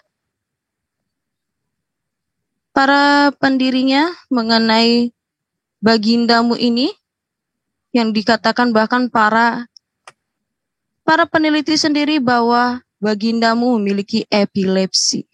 Sebab kenapa? Karena itu juga ada di dalam hadis kalian. Nah, kembali lagi pada ajaran sesat yang saya katakan, tolong Mas Bro di share screen. Aduh, capek sekali ya. Tadi hanya ngomong doang, dia tidak memberikan data. Ya, kelahiran Yesus sendiri itu ada di Mika 5 ayat 2, di mana kehidupannya juga memuat banyak mukjizat. Itu dilihat di Yesaya 29 18, 35 ayat 5 sampai 6, 61 ayat 1, dan itu berdasarkan Matius 11 ayat 5, Lukas 4 ayat 18, Matius 5 ayat 30. Kalian catat sendiri. Kemudian penderitaan dan kematiannya di Yesaya 42, 49, 50 dan 53. Yesus menyatakan keahliannya juga dengan mengajar, memberikan hukum seperti Bapak bilang tadi, yang mengatakan begini firman Tuhan, itu berdasarkan Keluaran 4 ayat 2, 5 ayat 1, Yohanes 24 ayat 2, Hakim 6 ayat 8, 1 Samuel 10 ayat 18.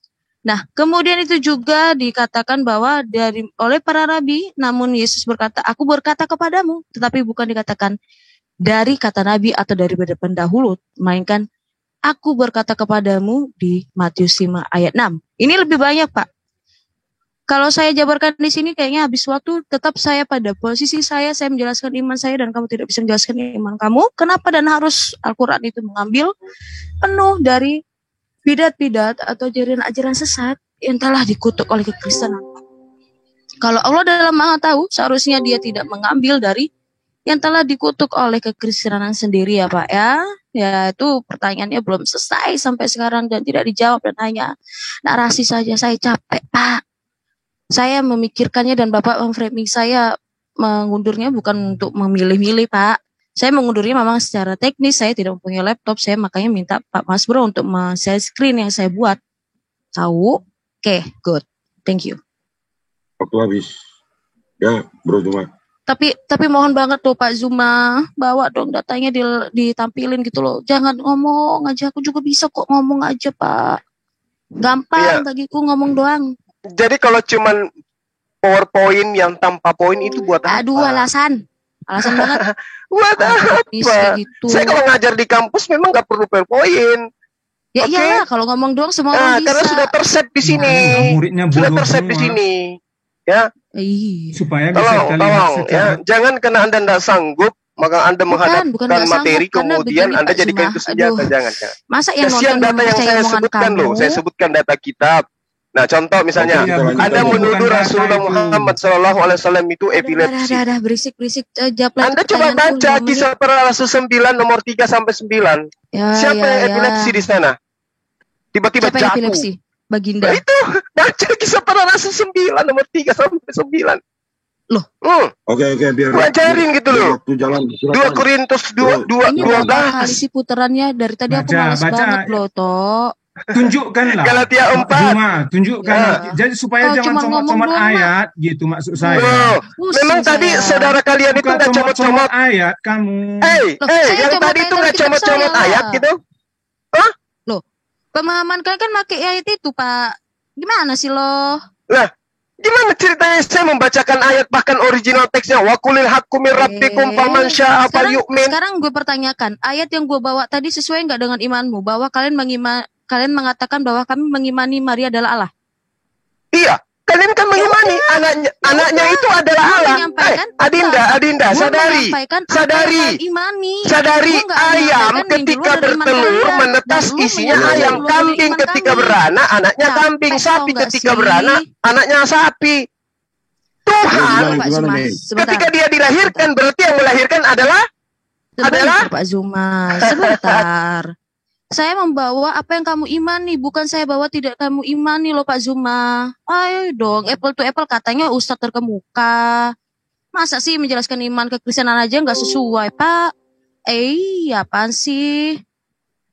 Mana sih, Pak? Saya aja bawa dari iman kamu. Makanya saya tanya, menurut kamu, bentar Pak, menurut kamu tadi ayat yang saya katakan bahwa kalian mengatakan kami mengimani Bunda Maria adalah Allah, benar gak? Kamu bilang benar. Berarti saya menjelaskan apa dari iman kamu benar. Lah, gimana sih Pak Zuma? Tuh. Oke, lari kepada kesimpulan aja ya mungkin Bang Zuma dan Nina. Iya, saya capeknya ngobrol doang. Ini giliran saya 5 menit gimana, Coh? Ya, silakan Bang Zuma. Sekarang Bang Zuma 5 menit.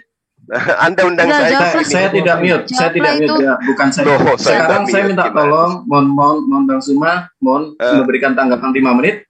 Nah, setelah itu mau kita lakukan closing statement. Biarin aja dulu dia jawab 5 menit itu. Pertanyaan saya tadi dia belum menjawab sama sekali. Iya, betul. Ini untuk Bang Zuma 5 menit adalah menjawab terlebih dahulu. Nah, setelah itu kita selesai momen untuk closing statement. Oke? Dan apakah Anda sadar saya belum pernah bertanya sekalipun loh. Dari tadi Anda sesi pertama bertanya. Kamu tuh udah banyak bertanya dengan poin-poin sebenarnya Pak. Saya tuh karena saya tahu ada keterbatasan di pihak Anda, jadi saya nggak bertanya. Tadi Anda mengatakan Jibril itu nanti dikenal di Islam di abad pertama. Ini data yang saya kasih. Daniel 8 nomor 16, Daniel 9 nomor 21, Lukas 1 nomor 19, Lukas 1 nomor 26. Malaikat Jibril.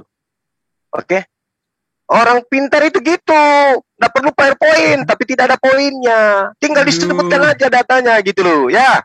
Terus kemudian ketika Anda mengatakan bahwa Al-Quranul Karim keliru mengatakan kami itu menuhankan Maria, dikatakan lakad kafaral ladina qalu innallaha thalithu thalatha. Lalu kemudian di dalam surah Ali Imran, wa idzalallahu ya Isa bin Maryam a anta qulta linnas, kepada manusia, tidak dikatakan kepada sekte ini. Apakah engkau pernah mengajarkan kepada manusia, sembahlah aku, jadikanlah aku dan juga ibuku sebagai Tuhan selain daripada Allah? Yes, memang hari ini Anda tidak menyembah Maria, memang, tapi dulu nenek moyang dulu orang-orang yang lebih dahulu menganut ajaran Anda itu menyembah Maria. Nanti setelah konsili, posisi Maria diganti oleh Roh Kudus. Anda ini umur Anda baru berapa tahun, tapi Kristen-Kristen terdahulu menjadikan Bunda Maria itu sebagai ibu Tuhan. Itu di konsili Efesus. Maria itu adalah Tuhan. Nanti konsili Konstantinopel tahun 722 Masehi, gereja mengganti, menolak Bunda Maria dalam sistem Trinitas, membuang Bunda Maria, lalu diganti oleh Roh Kudus. Apa kurang datanya? Tahunnya sudah kutunjukkan, tinggal Anda cari. Anda kan manusia Google semuanya. Tinggal cari itu.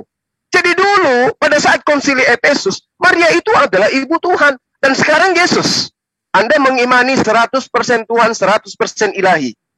Yang melahirkan Tuhan Anda menjadi manusia siapa? Wanita. Siapa namanya? Maria. Berarti kalau Maria punya anak, anaknya itu punya sisi keilahian, berarti dia ibunya yang ilahi juga. Berarti Yakobus adik daripada Tuhan Anda. Berarti Zakaria itu paman dari Tuhan Anda. Berarti Yahya sepupu sekali dari Tuhan Anda. Berarti Elizabeth bibi daripada Tuhan Anda. Tuhan kok punya silsilah kayak begitu berkembang biak. Ini bidat. Ya, jadi meskipun Anda mengatakan kami tidak menyembah Maria, tapi anaknya gimana? Anaknya gimana? Hah? Kalian tidak menganggap seekor ibu kuda sebagai kuda. Tapi anak kuda tadi Anda anggap kuda. Meskipun Anda tolak, tapi faktanya dia adalah kuda. Ini lucu.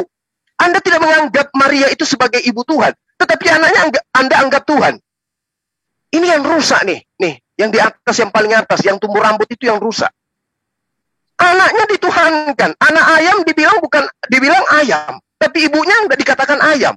Anak sapi dibilang sapi, tapi ibunya nggak ditolak sebagai bukan sapi. Itu sakit namanya. Itu rada berarti Anda. Ya mohon maaf, harus saya luruskan seperti itu. Karena Anda membawa Al-Quran. Padahal tema yang Anda pilih adalah siapa yang bidat menurut ajaran Yesus. Kok larinya ke Al-Quran? Larinya ke Islam? Lucu Anda. Sementara Yesus itu hanya datang kepada Bani Israel. Yang bidat itu yang di luar Bani Israel. Ngaku-ngaku Israel rohani, itu yang bidat. Karena ajarannya sudah menyimpang dari ajaran Yesus. Nih, tak kasih data ya, supaya Anda paham. Di dalam Yeremia 9 nomor 11, aku akan membuat Yerusalem menjadi timbunan puing tempat persembunyian serigala-serigala. Dari mana agama Anda berasal? Siapa yang ngajari? Dari Yerusalem. Lalu kemudian, kejadian 49 nomor 27 tadi saya sudah jelaskan ya. 2 Petrus 2, sebagaimana nabi-nabi palsu dahulu tampil di tengah-tengah umat Allah, demikian pula di antara kamu akan ada guru-guru palsu. Mereka akan memasukkan pengajaran-pengajaran sesat yang membinasakan. Itu di mana? Di tengah-tengah kamu. Siapa kamu di situ? Bani Israel. Wahyu 3 nomor 9, lihatlah beberapa orang cepat iblis, yaitu mereka yang menyebut diri mereka orang Yahudi, tetapi sebenarnya tidak demikian, melainkan pendusta. Itu siapa tuh yang disebut? Islamkah? Orang Arabkah? Ayo. Hati-hati kalau mau berdebat. Kuasai ilmunya dulu. Anda membawa bidat, sementara Anda bermandikan bidat. Bangun tidur, sampai tidur lagi. Anda melakukan bidat. Sudah habis. Silakan. Waktunya, Bang. Terima kasih. Oke, ini untuk sesi terakhir adalah sesi, sesi kesimpulan. Saya persilakan Bang Suma, setelah itu Kak Mina. Terima kasih. Berapa menit, Le? 5 menit. Oke, silakan dipersilakan Bang Suma waktunya. Terima kasih. Oke, baik. Terima kasih. Jadi kalau dikatakan Islam itu bidat, sesuai dengan apa yang diterangkan oleh, tapi bukan itu ya, Anda nggak bisa nyerang Al-Quran, karena memang antara ajaran Yesus dengan Islam itu tidak ada yang bertentangan. Kecuali poin-poin yang kemudian dimasukkan mengatasnamakan Yesus, baru dikatakan bidat. Begini. Banyak orang yang mengatakan Kristen itu adalah pengikut Yesus. Benarkah demikian? Tentu tidak. Nih, catat nih, Bang Suma yang mengatakan. Kalau kita kemudian melihat secara etimologi, memang rasa-rasanya memang betul. Kristen itu pengikut Yesus, sebutan beken untuk teman-teman yang menuhankan anak Maria. Tapi secara faktual, artinya itu tidak sesuai. Secara faktual, secara fakta. Kenapa demikian? Nih, tak kasih data nih. Catat. Matius 7 nomor 22 sampai nomor 23. Pada hari terakhir banyak orang yang akan berseru kepadaku, Tuhan, Tuhan, Tuhan Yesus, Tuhan Yesus. Bukankah kami bernubuat demi namamu, Tuhan Yesus, mengusir setan demi namamu, Tuhan Yesus, dan mengadakan banyak mujizat demi namamu, Tuhan Yesus? Apa kata Yesus? Pada waktu itulah aku akan berterus terang kepada mereka dan berkata kepada mereka, aku tidak pernah mengenal kamu. Enyahlah daripadaku, Kamu semua pembuat kejahatan. Siapa tuh yang dibilang pembuat kejahatan? Kristen. Lalu apa posisinya orang yang membuat kejahatan? Apa posisinya orang yang membuat kejahatan di hadapan Yesus? Jelas di kitab Anda sendiri bahwasanya ketika orang membuat kejahatan, Matius 13 nomor 50, lalu mencampakkan orang jahat ke dalam dapur api neraka. Di sanalah akan terdapat ratapan dan gertakan gigi. Siapa itu? Orang jahat. Matius 13 nomor 50, orang jahat akan dicampakkan ke dalam dapur api neraka. Kata Yesus yang menyebut dirinya Tuhan, Tuhan, Tuhan, Tuhan, akan dicap sebagai pembuat kejahatan. Kata Yesus, pembuat kejahatan dicampakkan ke dalam api neraka. Apakah itu Islam? No. Siapa mereka? Kristen. Oke? Nah, lalu siapa Kristen ini? Nah, kalau Anda mau mendudukkan ajaran Paulus dengan ajaran Kristen, barulah saudari Mina itu tidak bidat. Kalau standarnya ajaran Paulus, baru Dindaku Mina yang cantik baik hati ini tidak bidat. Karena ajaran Paulus dan ajaran Adinda Mina setara, berpelukan, bermesraan sepanjang zaman. Kita lihat Kisah Para Rasul 11 25-26. Lalu pergilah Barnabas ke Tarsus untuk mencari Saulus, dan setelah bertemu dengan dia, ia membawa Paulus ke Antiokhia. Mereka tinggal bersama-sama dengan jemaat itu 1 tahun lamanya, sambil mengajar banyak orang. Di Antiokhia lah murid-murid itu pertama kalinya disebut Kristen. Berarti Kristen ini pertama kali disebut karena mereka adalah pengikut Paulus. Jadi kalau Anda kemudian mengatakan Yesus itu adalah Tuhan, cocok dengan Paulus. Yesus itu adalah inkarnasi Bapa, cocok dengan Paulus. Yesus itu adalah penebus dosa, cocok dengan Paulus. Yesus itu adalah pribadi satu dari 3 pribadi Tuhan, cocok dengan Paulus. Tapi kalau Anda mengatakan kami pengikut Yesus, pengikut apaan? Lo Anda menuhankan dia. Nyata-nyata di kitab Anda sendiri, enyahlah daripadaku, kamu semua pembuat kejahatan. Siapa tuh? Mereka yang bernubuat, bermujizat, mengusir setan dengan menggunakan Yesus. Agama apa itu? Agama Kristen. Bagaimana di pandangan Yesus? Diusir, Bo. Dianggap sebagai apa? Penjahat. Bagaimana tempat penjahat menurut Yesus? Dicampakkan ke dalam neraka. Di mana dituliskan itu? Matius 13 nomor 50. Bagaimana dengan Al-Quran? Khalidina fiha. Mereka kekal di dalam neraka. Jadi mau kayak mana lagi? Ya, hancur, hancur, hancur Mina. Oleh karena itulah saya katakan, yuk selama masih ada kesempatan, mari menjadi pengikut Yesus yang benar. Dudukkan Yesus itu sebagai Nabiullah, sebagai Rasulullah. Sembahlah Tuhannya Yesus sebagai satu-satunya pencipta alam semesta. Mari yuk teman Kristen, kita murnikan akidah. Dudukkan Yesus sebagai utusan Tuhan, dan Tuhannya Yesus satu-satunya Tuhan. La ilaha illallah, Yesus Rasulullah. Demikian, terima kasih. Terima kasih luar biasa Bang Suma. Saya persilahkan sekarang untuk Kak Mina. Iya. Lagi korsel nih ya. Korsel 1, Portugal 1. Teman-teman, seperti yang dibilang oleh si Zuma tadi ya, dia ngomongnya cuma mengutip saja, saya menjelaskan. Bahwa dimaksud dari ayat itu sendiri yang mengenai pertama tadi, ada yang mengatakan Tuhan, Tuhan, dan kalian memanggil Tuhan tetapi kalian tidak melakukan perintahnya, sama saja kan? Begitulah teman-teman ya. Dia tidak tahu ayat berikutnya apa, tetapi dia hanya mengutip ayat pertama. Kemudian dikatakan juga di Lukas 10 ayat 17, kemudian ke-70 murid itu kembali dengan gembira dan berkata, Tuhan, juga setan-setan takluk kepada kami dengan namamu. Setan saja takluk dengan nama Tuhan Yesus. Kalian juga mengatakan nama baginda saja tidak takluk, itu setan-setan ya, sampai kesurupan massal. Kemudian di Lukas tadi sudah kita katakan, ya apalagi yang harus bisa dikatakan teman-teman. Dari tadi dia tidak bisa menjawab, ini sampai ngantuk, saya lagi nonton Pindun ya. Nyesal saya bawa dia untuk diskusi, ternyata gak bisa menjawab gitu loh. Ayo Mas Bro, tolong di share screen lagi mengenai ajaran sesat tadi. Seperti yang saya paparkan tadi teman-teman, bahwa ajaran-ajaran atau aliran-aliran sesat yang telah ada lebih dulu dibandingkan keislaman sendiri pada abad 6, itu telah dibawa oleh orang-orang yang bukan orang-orang Kristen asli, bahkan juga bisa dikatakan orang-orang yang berparasit, makanya dijadikan sampah, dikutuk, dibuang, dan tidak layak. Bahkan Paulus sendiri tidak pernah mengajarkan bahwa Roh Kudus itu adalah diciptakan. Bahkan Paulus juga tidak pernah mengatakan kalau Roh Kudus itu adalah Jibril. Bahkan Petrus saja tidak pernah mengatakan bahwa Roh Kudus itu adalah ciptaan. Yesus sendiri juga tidak pernah mengatakan Roh Kudus itu adalah ciptaan. Yesus mengatakan apa? Anak manusia bisa kalian kata-katain ya, tetapi Roh Kudus tidak, karena Roh Kudus adalah Allah. Alright? Teman-teman Muslim, kemudian juga kita paling ambil aja di semi pelagianisme aja Pak, ya.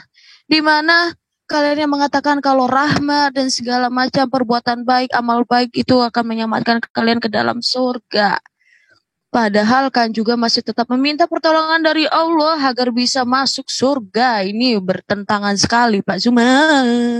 Dan juga yang seperti saya katakan tadi, Al-Qur'anmu mengambil semua apa yang telah disesatkan atau dikutuk. Dikutuk itu adalah sampah, benar-benar sampah. Seperti muntahan orang yang kalian ambil lagi gitu loh. Ih, jadikan. Nah, itu kalian ambil dan itu ada di dalam kitab kalian sendiri dan kalian imani. Kalian bisa berpikir sendirilah ya. Dan kemudian seperti yang saya katakan, kalau Allah adalah Maha Tahu, seharusnya Dia tahu itu adalah tidak sesuai dengan Dia. Karena itu adalah aliran atau pemahaman manusia. Teman-teman tahu arti ajaran? Kalau tidak tahu arti ajaran, ya sudah, wassalamlah. Dengarkan saja kata Zuma. Bahwa apa yang saya katakan itu adalah kebenaran. Itu kata Pak Zuma. Saya mendalang juga Pak ya, wayang. Dan kali ini saya akan menutupnya seperti para host-host yang di TV. Seperti kita lihat, Pak Zuma ini tidak bisa menjawab secara gamblang dari imannya. Bahkan dia katakan, kenapa kamu tidak menyerang Islam? Justru saya tidak mau menyerang Islam sebab saya tahu apa yang di dalam Islam itu adalah semua yang telah pernah dibahas oleh konsili-konsili.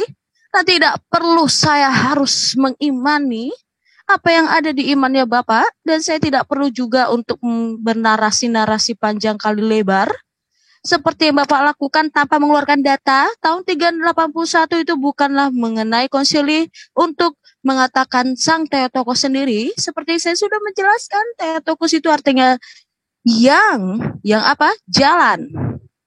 Ya Pak ya. Yang 381 itu adalah mengenai Makedonius Pak. Yang tadi Roh Kudus. Aduh, Bapak ini katanya ustadz terkemuka, tapi tidak menunjukkan ustadz terkemukanya. Malah yang adanya bukan muka sih, tapi terbelakang gitu loh Pak. Maksudnya belakang dada atau belakang apalah, pokoknya di belakang gitu loh Pak. Gitu. Nah, saya juga mau tantang Pak Zuma mengenai sejarah keakuratan tokoh-tokoh yang ada di dalam Alkitab. Seperti saya nunggu-nunggu dari Pak Kingpin, belum jadi-jadi nih, baru 1 sesi. Katanya harus dibuat sampai 8 seri. Maukah Pak Zuma? Saya harap ya Pak, benar-benar kali ini akan mau Bapak melemparkan data, bukan hanya narasi doang Pak. Saya juga bisa, ini saya juga nggak pakai data kan, nggak pakai PPT kan, saya juga bisa ngomong Pak. Begitu. Terima kasih. Salve Dominus Nobiscum teman-teman. Baik, terima kasih teman-teman atas atensinya. Oke, gitu aja ya. Silahkan kalau mau di-close dan lain sebagainya. Yang mau down, monggo. Terima kasih ya atensinya. Semoga teman-teman senantiasa sehat dan selamat. Mohon maaf jika ada kesalahan dari kata-kata. Mari kita sama-sama ya. Disclaimer bahwa ini adalah bagian dari diskusi. Begitu ya teman-teman. Baik, saya juga sendiri akan undur diri. Salam buat Bang Zuma, Kak Mina, dan Lei Kaisar dan teman-teman lain. Mari selamat malam. Malam.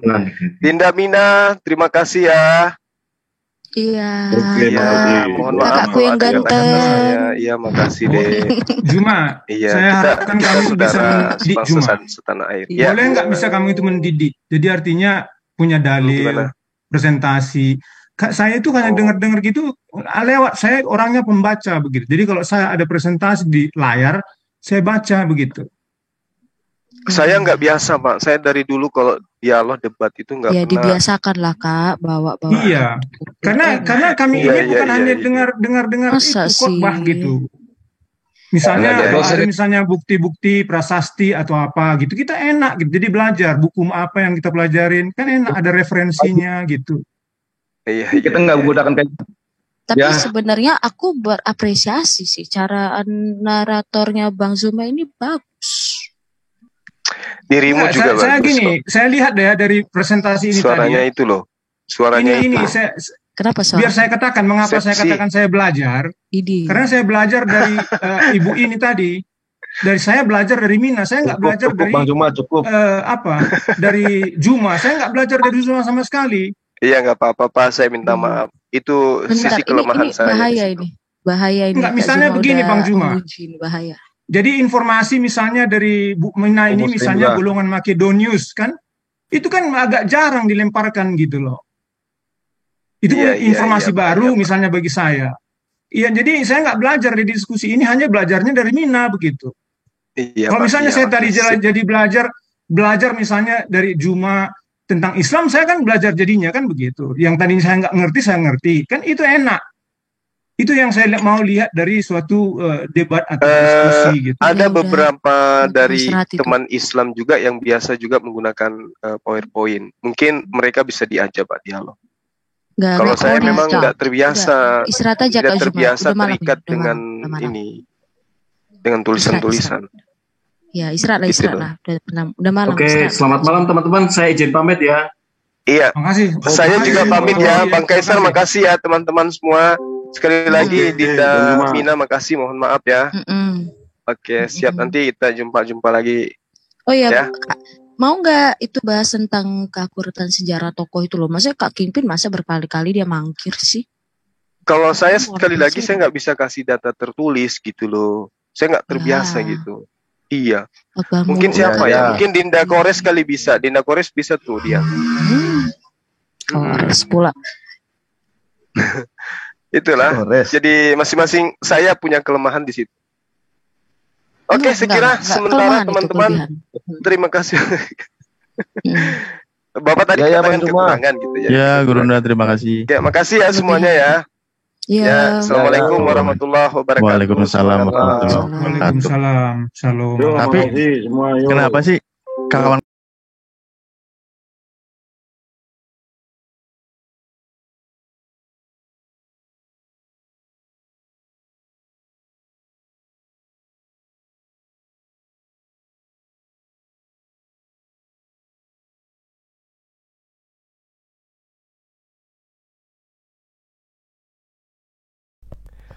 Assalamualaikum warahmatullahi wabarakatuh.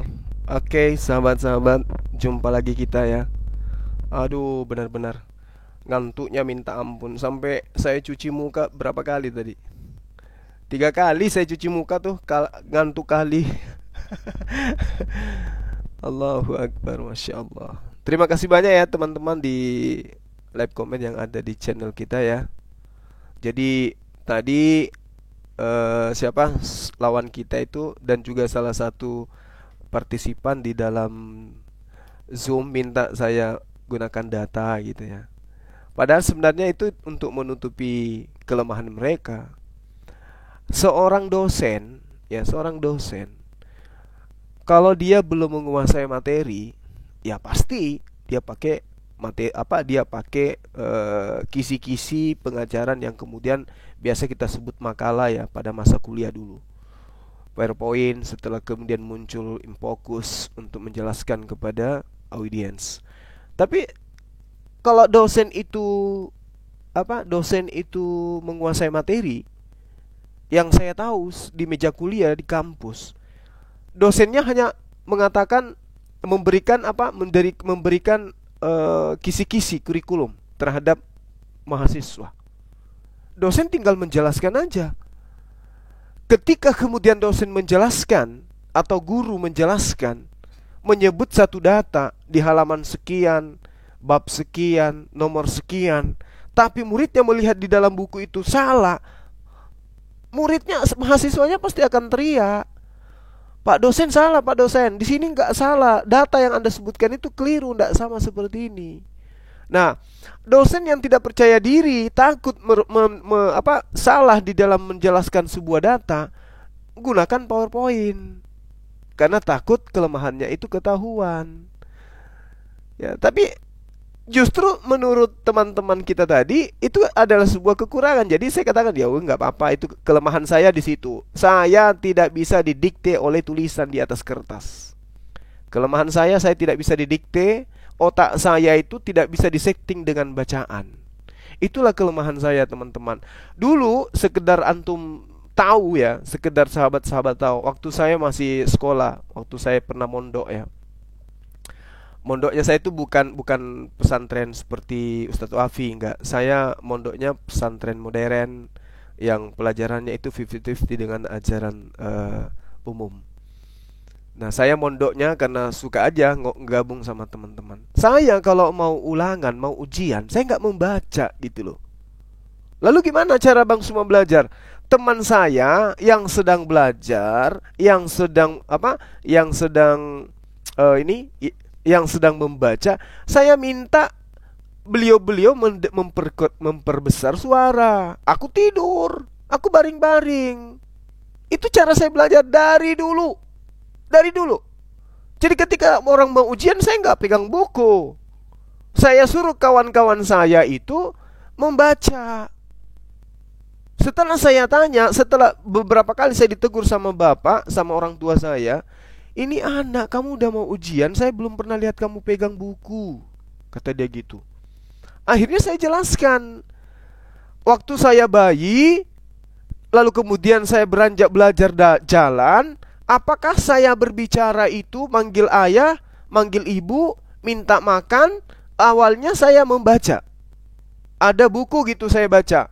Kata ayah saya, enggak. Loh, kok seketika saya bisa nyebut bapak, minta makan, itu kenapa?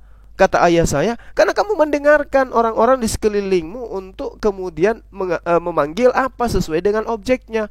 Lantas saya katakan, "Bapak mohon maaf, begitulah saya. Saya belajar itu karena saya mendengarkan. Lebih tajam ingatan saya mendengarkan daripada saya membaca." Gitu loh. Akan tetapi sebelum satu materi itu saya pahami, saya juga membaca. Tapi setelahnya saya ajak orang-orang untuk membacakan gitu loh. Jadi kalau kayak tadi, jujur saya katakan kelemahan. Coba Anda hadapkan saya dengan PowerPoint. Anda suruh saya menjelaskan poin pertama, poin kedua. Waduh.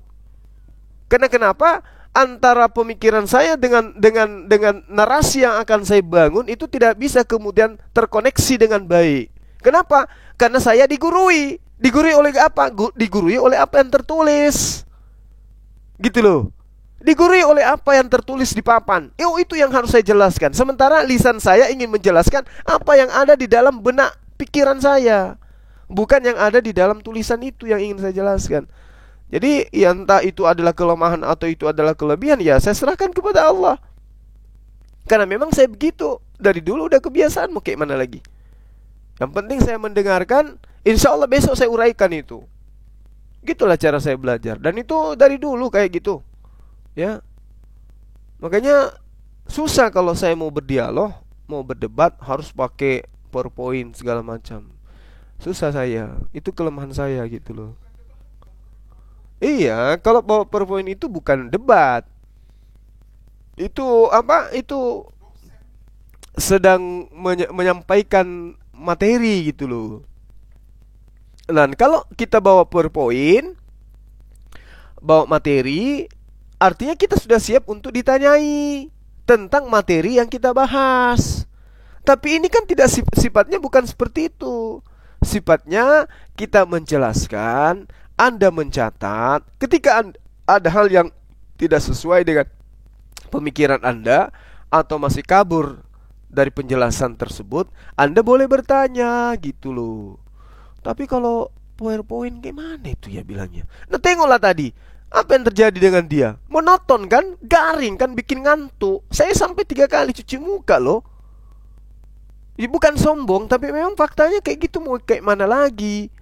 Harus bawa PowerPoint. Yang tadi Bapak itu bilang, saya tidak dapat ilmu apa-apa. Saya hanya dapat dari si Mina, Ibu Mina. Loh, itu bohong. Itu bohong itu. Emang tadi dia dapat ketika menampilkan PowerPoint, apa yang dia lakukan? Kira-kira. Sementara PowerPoint-nya itu seketika hilang, seketika hilang, seketika hilang. Pasti ya, kalau saya tanya pasti dia bilang, saya kan mengcopy katanya. Ya, saya sempat mengambil gambarnya, tapi setelah diambil, apakah itu lebih afdal daripada data ketika saya mengatakan baca di dalam Wahyu 3 nomor 9? Apakah itu lebih valid datanya si Nona tadi daripada pernyataan saya? Di mana data yang saya sebutkan itu adalah data yang sudah siang malam Anda geluti, siang malam Anda baca, siang malam Anda plototin, bahkan Anda imani. Kira-kira abdal mana? Silakan Anda lihat di dalam Yohanes 5 nomor 36. Kira-kira abdal mana daripada ketika ada PowerPoint daripada yang saya sebutkan. Nah, lalu kemudian ketika saya mengatakan di dalam Al-Quran diterangkan innal mujrimina fi azabi jahannam khalidun, As-Sukruf ayat 74, daripada saya munculkan PowerPoint-nya, emang bisa baca Quran? Emang bisa baca? Kan tidak bisa juga. Nanti mutar-mutar biji matanya malah lihatnya. Karena saya tidak mungkin kasih terjemahan gitu loh. Ya, memang bisa baca. Jadi cuma akal-akalan aja ya. Oleh karena itu teman-teman, kita lihat sebenarnya saya sebenarnya kasihan. Sebenarnya saudari kita Mina ini tadi cuman apa istilahnya itu? Keseleo lidah gitu loh. Tadi waktu kita di TikTok itu, dia tidak tahan menahan emosi dia sampai dia nyeletuk, saya tantang Bang Suma. Padahal itu sebenarnya cuman emosi sesaat, tapi saya nanggapinnya. Dia mau menolak, malu dia. Makanya saya katakan jam 3 ya.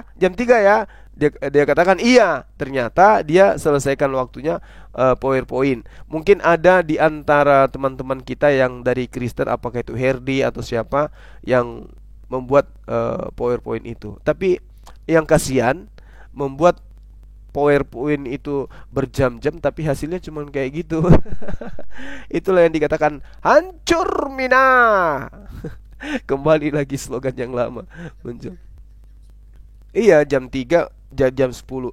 Kenapa dia pilih jam 10? Menurut admin, karena Argentina main. Bang Suma kan suka Argentina.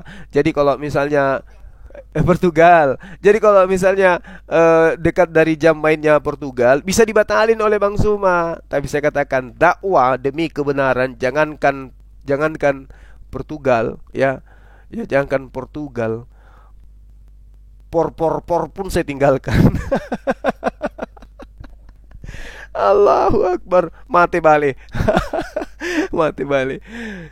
Oke teman-teman, saya kira begitu ya.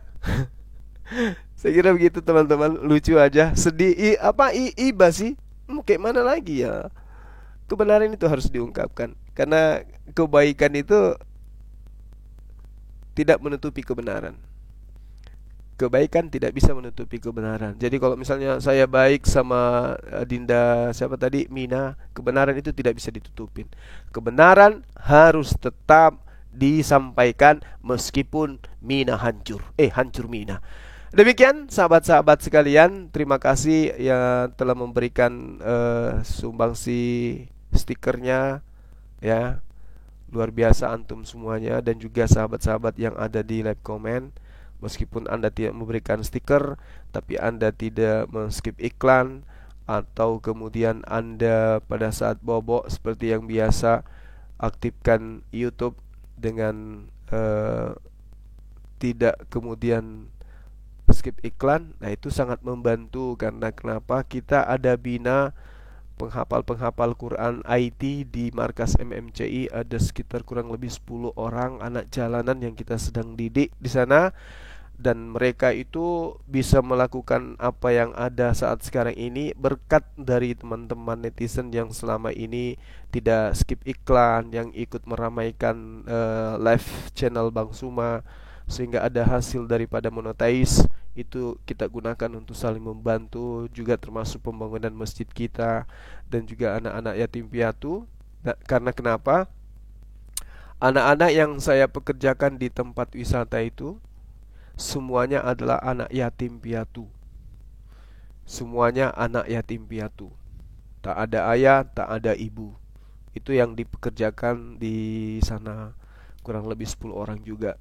Nah tentu dari mana itu datangnya? Dari teman-teman netizenku yang saya sayangi dan saya cintai, yang senantiasa saya doakan, yang insya Allah nanti akan berkumpul di jannah bersama dengan saya ketika Allah itu memberikan ridha, memberikan pengampunan dan kasih sayang kepada kita semua. Baik sahabatku, berat rasanya untuk berpisah malam hari ini, tapi saya mengatakan kita jumpa lagi besok pagi insya Allah, untuk kemudian kita menyaksikan beberapa sesi ya ke depan, sehingga muncul lagi orang yang mualaf sampai kepada tanggal 25 Desember hari mualaf sedunia.